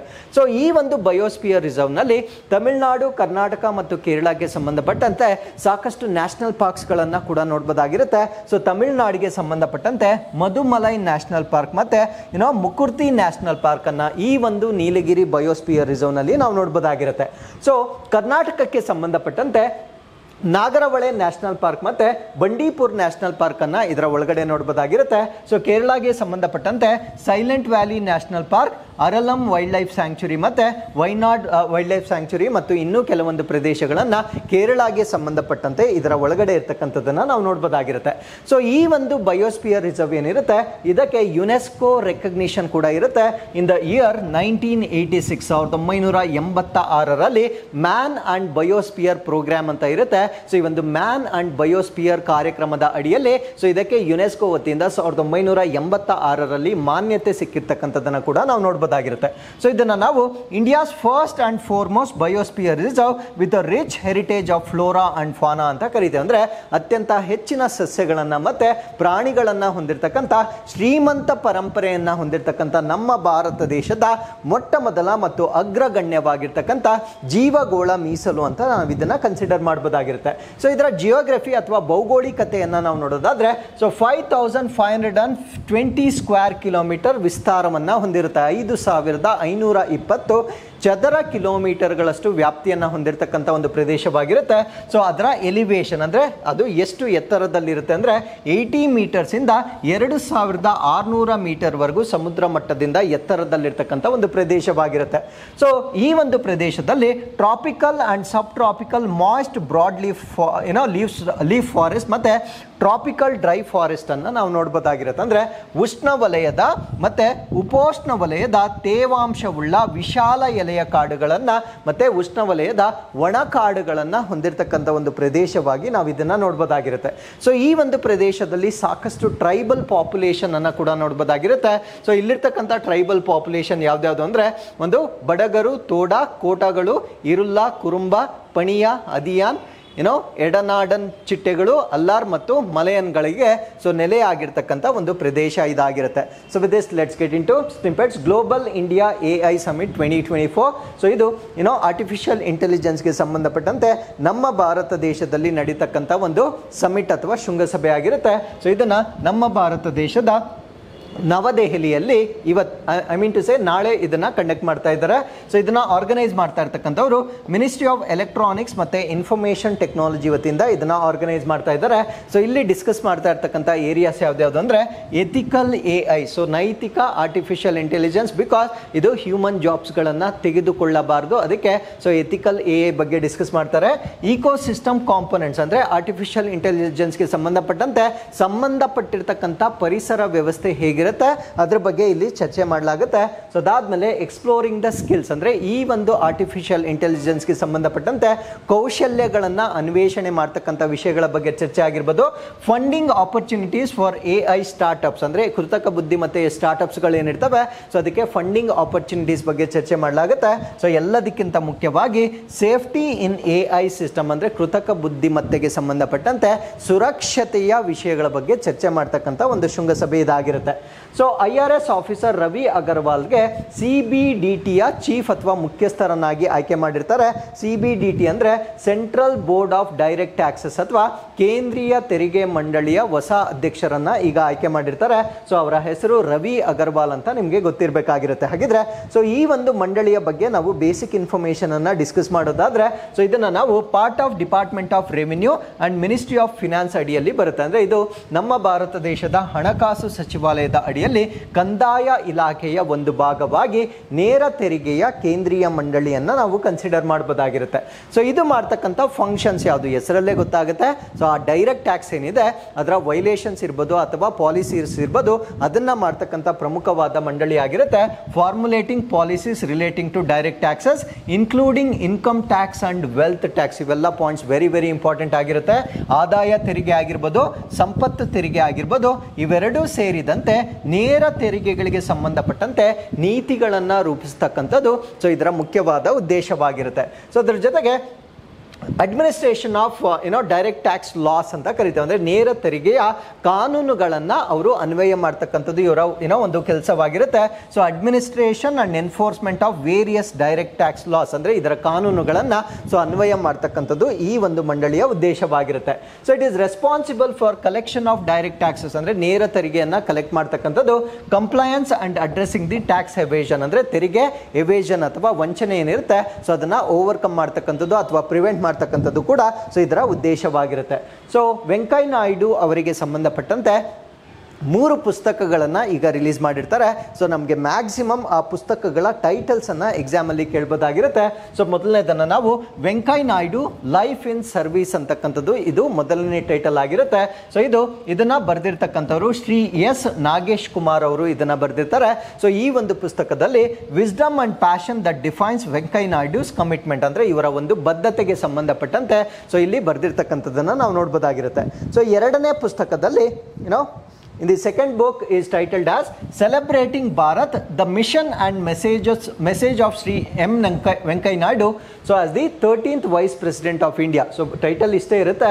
ಸೊ ಅದರ ಕೆಳಗಡೆ ಒಂದು ಸ್ಮಾಲ್ ಡೀಟೇಲ್ ಅನ್ನು ಕೊಟ್ಟಿರ್ತಾರೆ. ಸೊ ಇದನ್ನ ಬರೆದಿರ್ತಕ್ಕಂಥವ್ರು ಡಾಕ್ಟರ್ IV ಸುಬ್ಬಾರಾವ್ ಅವರು ಬರೆದಿರ್ತಾರೆ. ಸೊ ಇದು ವೆಂಕಯ್ಯ ನಾಯ್ಡು ಅವರ ಟೆನ್ಯೂರ್ ಮತ್ತು ಅವರ ವಿಷನ್ ಏನಿರುತ್ತೆ ಸೊ ಇದರ ಬಗ್ಗೆ ಎಕ್ಸ್ಪ್ಲೇನ್ ಮಾಡ್ತಕ್ಕಂಥ ಒಂದು ಪುಸ್ತಕವಾಗಿರುತ್ತೆ. ಸೊ ಮುಂದಿನ ಪುಸ್ತಕವನ್ನು ಮಹಾನೇತಾ ಅಂತ ಕರಿತೇವೆ. Life and journey of Venkaiah Naidu, ಅಂದರೆ ಇವರ ಒಂದು ಜೀವನ ಮತ್ತು ಅವರ ಒಂದು ಪಯಣಕ್ಕೆ ಸಂಬಂಧಪಟ್ಟಂತೆ ಸೊ ಈ ಒಂದು ಪುಸ್ತಕವನ್ನು ನಾವು ನೋಡ್ಬೋದಾಗಿರುತ್ತೆ. ಸೊ 12th ವಿಶ್ವ ಹಿಂದಿ ಸಮ್ಮಾನ್, ಸೊ 12ನೇ ವಿಶ್ವ ಹಿಂದಿ ಸಮ್ಮಾನ. ಸೊ ಈ ಒಂದು ಸಮ್ಮಾನವನ್ನು ಡಾಕ್ಟರ್ ಉಷಾ ಠಾಕೂರ್ ಅವರಿಗೆ ನೀಡಲಾಗಿರುತ್ತೆ for outstanding contribution to Hindi literature, ಅಂದರೆ ಹಿಂದಿ ಸಾಹಿತ್ಯಕ್ಕೆ ಅವರು ಕೊಟ್ಟಿರ್ತಕ್ಕಂಥ ಕೊಡುಗೆಗಾಗಿ ಮಾಡಿರ್ತಕ್ಕಂಥ ಒಂದು ಸಮ್ಮಾನ ಆಗಿರುತ್ತೆ. ಸೊ ಇವರು 40 ಟ್ರಾನ್ಸ್ಲೇಷನ್ಸ್ ಭಾಷಾಂತರಗಳನ್ನು ಹಿಂದಿ ಮತ್ತು ನೇಪಾಳಿಯಲ್ಲಿ ಮಾಡಿರ್ತಾರೆ. Strengthening the bonds between Hindi and Nepali language, ಅಂದರೆ ಹಿಂದಿ ಮತ್ತು ನೇಪಾಲ್ ಲ್ಯಾಂಗ್ವೇಜ್ ನಡುವೆ ಇರ್ತಕ್ಕಂಥ ಒಂದು ಬಾಂಡೇಜ್ ಅನ್ನು ಇನ್ಕ್ರೀಸ್ ಮಾಡ್ತಕ್ಕಂಥ ಪ್ರಯತ್ನಕ್ಕೆ ಸೊ ಈ ಒಂದು ಸಮ್ಮಾನನ ಇವರಿಗೆ ನೀಡಲಾಗಿರುತ್ತೆ. ಸೊ ಹೆಸರಲ್ಲೇ ಗೊತ್ತಾಗುತ್ತೆ ಹಿಂದಿ ಸಮ್ಮಾನ್. ಸೊ ಹಿಂದಿ ಭಾಷೆಗೆ ಸಂಬಂಧಪಟ್ಟಂತೆ ಮಾತ್ರ ಇದನ್ನು ನೀಡಲಾಗುತ್ತೆ. ಸೊ ಇದನ್ನು ಕೊಡ್ತಕ್ಕಂಥವ್ರು ಗೌರ್ಮೆಂಟ್ ಆಫ್ ಇಂಡಿಯಾ ಅಥವಾ ಭಾರತ ಸರ್ಕಾರದ ವತಿಯಿಂದ ನೀಡಲಾಗುತ್ತೆ.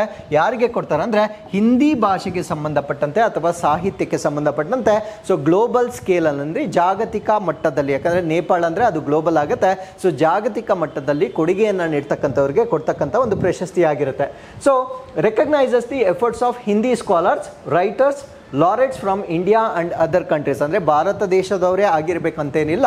ಸೊ ಬೇರೆ ದೇಶದವರು ಕೂಡ ಹಿಂದಿ ಭಾಷೆಗೆ ಕಾಂಟ್ರಿಬ್ಯೂಟ್ ಮಾಡಲಿಕ್ಕೆ ಕೊಡ್ತಕ್ಕಂಥ ಅವಾರ್ಡ್ ಆಗಿರುತ್ತೆ. Promoting and enrichment of the Hindi language world wide, ಅಂದರೆ ಜಾಗತಿಕವಾಗಿ ಹಿಂದಿ ಭಾಷೆಯನ್ನು ಪ್ರಮೋಟ್ ಮಾಡಲಿಕ್ಕೆ ಯಾರು ಕೊಡುಗೆಯನ್ನು ನೀಡ್ತಾರೆ ಸೊ ಅವರಿಗೆ ಕೊಡ್ತಕ್ಕಂಥ ಒಂದು ಅವಾರ್ಡನ್ನು ನಾವು ಡಿಸ್ಕಸ್ ಮಾಡಿರ್ತೇವೆ. Next GST day 2024. ಸೊ ಈ ಒಂದು ದಿನವನ್ನು ಪ್ರತಿ ವರ್ಷ ಜುಲೈ 1ನೇ ತಾರೀಕು ಆಚರಣೆ ಮಾಡಲಾಗುತ್ತೆ. ಸೊ ಇದು ನಮ್ಮ ಭಾರತ ದೇಶದಲ್ಲಿ ಈ ಒಂದು GSTಯನ್ನು ಇಂಟ್ರಡ್ಯೂಸ್ ಮಾಡಿರ್ತಕ್ಕಂಥ ದಿನಾಂಕವನ್ನು ಆಚರಣೆ ಮಾಡ್ತಕ್ಕಂಥ ಒಂದು ದಿನವಾಗಿರುತ್ತೆ. ಸೊ ಈ ಒಂದು GST ನಮ್ಮ ಭಾರತ ದೇಶದಲ್ಲಿ ಮುಂಚೆ ಇದ್ದಂತಹ ಮಲ್ಟಿಪಲ್ ಕಾಂಪ್ಲೆಕ್ಸ್ ಟ್ಯಾಕ್ಸಸ್, ಅಂದರೆ ಬೇರೆ ಬೇರೆ ರೀತಿಯ ಅನೇಕ ಟ್ಯಾಕ್ಸಸ್ಗಳು ಇದ್ದವು. ಸೊ ಅದನ್ನೆಲ್ಲ ಯೂನಿಫೈ ಮಾಡಿ ಸೆಂಟ್ರಲ್ ಗೌರ್ಮೆಂಟ್ ಮತ್ತು ಸ್ಟೇಟ್ ಗೌರ್ಮೆಂಟ್ ಎರಡೂ ಕೂಡ ಒಂದೇ ಒಂದು ಸ್ಲ್ಯಾಬಲ್ಲಿ ಮಾಡಿರ್ತಕ್ಕಂಥ ಒಂದು GST ಕಾನ್ಸೆಪ್ಟ್ ಇದಾಗಿರುತ್ತೆ. ಸೊ ಇದು streamline the tax structure focusing on the destination, transparency and efficiency, ಅಂದರೆ ಇದನ್ನು ನಾವು GSTಯನ್ನು ನಾವು ಡೆಸ್ಟಿನೇಷನ್ ಟ್ಯಾಕ್ಸ್ ಅಂತ ಕರಿತೇವೆ ಅಥವಾ ಗಮ್ಯಸ್ಥಾನದ ಒಂದು ತೆರಿಗೆ ಅಂತ ಹೇಳ್ಬೋದಾಗಿರುತ್ತೆ. ಪಾರದರ್ಶಕತೆ ಮತ್ತು ದಕ್ಷತೆಯ ಮೇಲೆ ಕೇಂದ್ರೀಕರಿಸುವ ತೆರಿಗೆಯ ರಚನೆಯಾಗಿ ಇದನ್ನು ಸ್ಥಾಪನೆ ಮಾಡಲಾಗಿರುತ್ತೆ. ಸೊ ಅದಾದಮೇಲೆ ಫಸ್ಟ್ ಪ್ರಪೋಸ್ಡ್, ಅಂದರೆ ಈ ಒಂದು GSTಯನ್ನು ಇಂಟ್ರಡ್ಯೂಸ್ ಮಾಡಬೇಕಂತ ಮೊದಲ ಪ್ರಸ್ತಾವನೆ ಬಂದಿರತಕ್ಕಂಥದ್ದು 2000s ಅಲ್ಲಿ, ಅಂದರೆ ಪ್ರಾರಂಭಿಕ ಹಂತದಲ್ಲಿ 2000 ದಶಕದ ಪ್ರಾರಂಭಿಕ ಹಂತದಲ್ಲಿ ಸೊ ಈ ಒಂದು GST ಅಂತಕ್ಕಂಥ ಕಾನ್ಸೆಪ್ಟನ್ನು ಇಂಟ್ರಡ್ಯೂಸ್ ಮಾಡಬೇಕಂತ ಒಂದು ಉದ್ದೇಶವನ್ನು ನಾವು ನೋಡ್ಬೋದಾಗಿರುತ್ತೆ. ಸೊ ಅದಾದ ನಂತರ the constitution act in August 2016 authorise the central government to implement GST. August 2016ರಲ್ಲಿ ಸಂವಿಧಾನದ ಕಾಯ್ದೆಯು GSTಯನ್ನು ಜಾರಿಗೆ ತರಲು ಕೇಂದ್ರ ಸರ್ಕಾರಕ್ಕೆ ಅಧಿಕಾರವನ್ನು ಕೊಟ್ಟಿರ್ತಕ್ಕಂಥದ್ದನ್ನು ನಾವಿಲ್ಲಿ ನೋಡ್ಬೋದಾಗಿರುತ್ತೆ. So it replaced various indirect taxes, ಅಂದರೆ ಮುಂಚೆ ಇದ್ದಂತಹ ಪರೋಕ್ಷ ತೆರಿಗೆಗಳನ್ನು ಇದು ರೀಪ್ಲೇಸ್ ಮಾಡಿರುತ್ತೆ. ಯಾವ ತೆರಿಗೆಗಳು ಅಂದರೆ ಸೊ ಎಕ್ಸೈಸ್ ಡ್ಯೂಟಿ ಇರ್ಬೋದು, ಸರ್ವಿಸ್ ಟ್ಯಾಕ್ಸ್ ಇರ್ಬೋದು, ಮತ್ತು ವ್ಯಾಟ್ ಅಥವಾ ವ್ಯಾಲ್ಯೂ ಆಡೆಡ್ ಟ್ಯಾಕ್ಸನ್ನು ಸೊ ರೀಪ್ಲೇಸ್ ಮಾಡಿರ್ತಕ್ಕಂಥದ್ದನ್ನು ನಾವು ನೋಡ್ಬೋದಾಗಿರುತ್ತೆ. So international day of parliament 2023, so ಅಂತಾರಾಷ್ಟ್ರೀಯ ಸಂಸದೀಯ ದಿನ, ಈ ಒಂದು ದಿನವನ್ನು ಪ್ರತಿ ವರ್ಷ ಜೂನ್ 30ನೇ ತಾರೀಕು ಆಚರಣೆ ಆಚರಣೆ ಮಾಡಲಾಗುತ್ತೆ. ಸೊ ಈ ಒಂದು ದಿನವನ್ನು ಎಸ್ಟಾಬ್ಲಿಷ್ ಮಾಡಿರ್ತಕ್ಕಂಥದ್ದು 2018ರಲ್ಲಿ ಯುನೈಟೆಡ್ ನೇಷನ್ ಜನರಲ್ ಅಸೆಂಬ್ಲಿ ರೆಸಲ್ಯೂಷನ್ನ ಮುಖಾಂತರ. ಸೊ ಇದನ್ನು ಲೀಡ್ ಮಾಡ್ತಕ್ಕಂಥವ್ರು ಯಾರು ಅಂದರೆ ಇಂಟರ್ನ್ಯಾಷನಲ್ ಪಾರ್ಲಿಮೆಂಟ್ರಿ ಯೂನಿಯನ್ ಅಂತ ಇರುತ್ತೆ, ಅಂದರೆ ಅಂತಾರಾಷ್ಟ್ರೀಯ ಸಂಸದೀಯ ಒಕ್ಕೂಟ ಅಂತ ಇರುತ್ತೆ. ಸೊ ಇವರು ಲೀಡ್ ಮಾಡ್ತಕ್ಕಂಥ ಒಂದು ದಿನವಾಗಿ ಇದನ್ನು ಸ್ಥಾಪನೆ ಮಾಡಿರ್ತಾರೆ. ಸೊ ಏನಕ್ಕೆ ಇದನ್ನು ಸ್ಥಾಪನೆ ಮಾಡಿರ್ತಾರೆ ಅಂದರೆ ಇಂಪಾರ್ಟೆನ್ಸ್ ಆಫ್ ಪಾರ್ಲಿಮೆಂಟ್ಸ್, ಅಂದರೆ ಜಗತ್ತಿನಾದ್ಯಂತ ಈ ಒಂದು ಪಾರ್ಲಿಮೆಂಟ್ಸ್ ಯಾವ ರೀತಿಯ ಪ್ರಾಮುಖ್ಯತೆಯನ್ನು ಹೊಂದಿದ್ದಾವೆ ಅನ್ನೋದನ್ನು ಪ್ರಚಾರ ಮಾಡ್ತಕ್ಕಂಥ ಒಂದು ದಿನವಿದಾಗಿರುತ್ತೆ. ಸೊ ಇದರ ಜೊತೆಗೆ ನಾವು IPU ಅಥವಾ ಇಂಟರ್ನ್ಯಾಷನಲ್ ಪಾರ್ಲಿಮೆಂಟ್ ಯೂನಿಯನ್ ಬಗ್ಗೆ ಡಿಸ್ಕಸ್ ಮಾಡೋದಾದರೆ, ಸೊ ಇದನ್ನು ಎಸ್ಟಾಬ್ಲಿಷ್ ಮಾಡಿರ್ತಕ್ಕಂಥದ್ದು 1989ರಲ್ಲಿ ಪ್ಯಾರಿಸ್ನಲ್ಲಿ ಇದನ್ನು ಸ್ಥಾಪನೆ ಮಾಡಿರ್ತಾರೆ. ಏನಕ್ಕೆ ಸ್ಥಾಪನೆ ಮಾಡಿರ್ತಾರೆ ಅಂದರೆ to promote representative democracy world and world's peace, ಅಂದರೆ ಪ್ರಾತಿನಿಧಿಕ ಪ್ರಜಾಪ್ರಭುತ್ವ ಮತ್ತು ವಿಶ್ವ ಶಾಂತಿಯನ್ನು ಉತ್ತೇಜನ ಮಾಡುವ ಕಾರಣದಿಂದ ಸೊ ಈ ಒಂದು ಇಂಟರ್ ಪಾರ್ಲಿಮೆಂಟ್ರಿ ಯೂನಿಯನನ್ನು ಡೆವಲಪ್ ಮಾಡಿರ್ತಾರೆ. ಸೊ ಇದಕ್ಕೆ ನೋಬೆಲ್ ಪ್ರಶಸ್ತಿಯನ್ನು ಕೂಡ ಕೊಡಲಾಗಿರುತ್ತೆ. ಸೊ ಇಂಟರ್ ಪಾರ್ಲಿಮೆಂಟ್ರಿ ಯೂನಿಯನ್ಗೆ ಸೊ ನೋಬೆಲ್ ಪ್ರೈಸನ್ನು 8 ಸಾರಿ ನೀಡಲಾಗಿದೆ. 8 ಟೈಮ್ಸ್ ಇದು ನೋಬೆಲ್ ಪ್ರೈಸನ್ನು ರಿಸೀವ್ ಮಾಡಿರುತ್ತೆ. ಏನಕ್ಕೆ ಅಂದರೆ recognising the efforts in promoting peace and cooperation, ಅಂದರೆ ಶಾಂತಿ ಮತ್ತು ಸಹಕಾರವನ್ನು ಪ್ರಮೋಟ್ ಮಾಡಿರುವ ಕಾರಣಕ್ಕಾಗಿ 8 ಬಾರಿ ಇದಕ್ಕೆ ನೊಬೆಲ್ ಪ್ರಶಸ್ತಿಯನ್ನು ಕೊಟ್ಟಿರ್ತಕ್ಕಂಥದ್ದನ್ನು ನಾವು ನೋಡ್ಬೋದಾಗಿರುತ್ತೆ.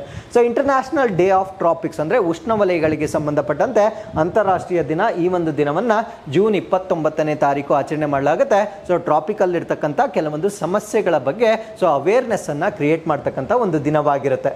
ಸೊ ಇಲ್ಲಿಗೆ there is one more day. ಇದನ್ನು ನಾವು ಅಂತಾರಾಷ್ಟ್ರೀಯ ಕ್ಷುದ್ರ ಗ್ರಹಗಳ ದಿನ ಅಥವಾ ಆಸ್ಟಿರಾಯ್ಡ್ ಡೇ ಅಂತ ಕರೀತೇವೆ. ಸೊ ಈ ಒಂದು ದಿನವನ್ನು ಜೂನ್ 30ನೇ ತಾರೀಕು ಆಚರಣೆ ಮಾಡಲಾಗುತ್ತೆ. ಸೊ ಆಸ್ಟಿರಾಯ್ಡ್ಗಳ ಬಗ್ಗೆ ಅವೇರ್ನೆಸ್ಸನ್ನು ಕ್ರಿಯೇಟ್ ಮಾಡ್ತಕ್ಕಂಥದ್ದು ಈ ಒಂದು ದಿನದ ಉದ್ದೇಶವಾಗಿರುತ್ತೆ. ಸೊ ಇಲ್ಲಿಗೆ ಇವತ್ತಿನ ಎಲ್ಲ ಪ್ರಚಲಿತ ಘಟನೆಗಳು ಕಂಪ್ಲೀಟ್ ಆಗಿರುತ್ತೆ. So with this we have come to today's question. So ಇದು ಇನ್ಕ್ವೆಸ್ಟ್ ಚಾಲೆಂಜ್ ನಂಬರ್ 717ನ ಮೊದಲ ಪ್ರಶ್ನೆ ಆಗಿರುತ್ತೆ. So you can just pass the video here now. So ಇದು 2ನೇ ಪ್ರಶ್ನೆ ಆಗಿರುತ್ತೆ. ಸೊ ಇಲ್ಲಿಗೆ ಇವತ್ತಿನ ಎಲ್ಲ ಅಪ್ಡೇಟ್ಸ್ ಕಂಪ್ಲೀಟ್ ಆಗಿರುತ್ತೆ. ಮತ್ತೊಮ್ಮೆ ನಾಳಿನ ಅಪ್ಡೇಟ್ಸ್ನೊಂದಿಗೆ ನಾನು ನಿಮ್ಮನ್ನು ಭೇಟಿ ಆಗ್ತೇನೆ. ಸೊ ಅಲ್ಲಿವರೆಗೂ keep reading, take care of yourselves, and thank you very much for watching this.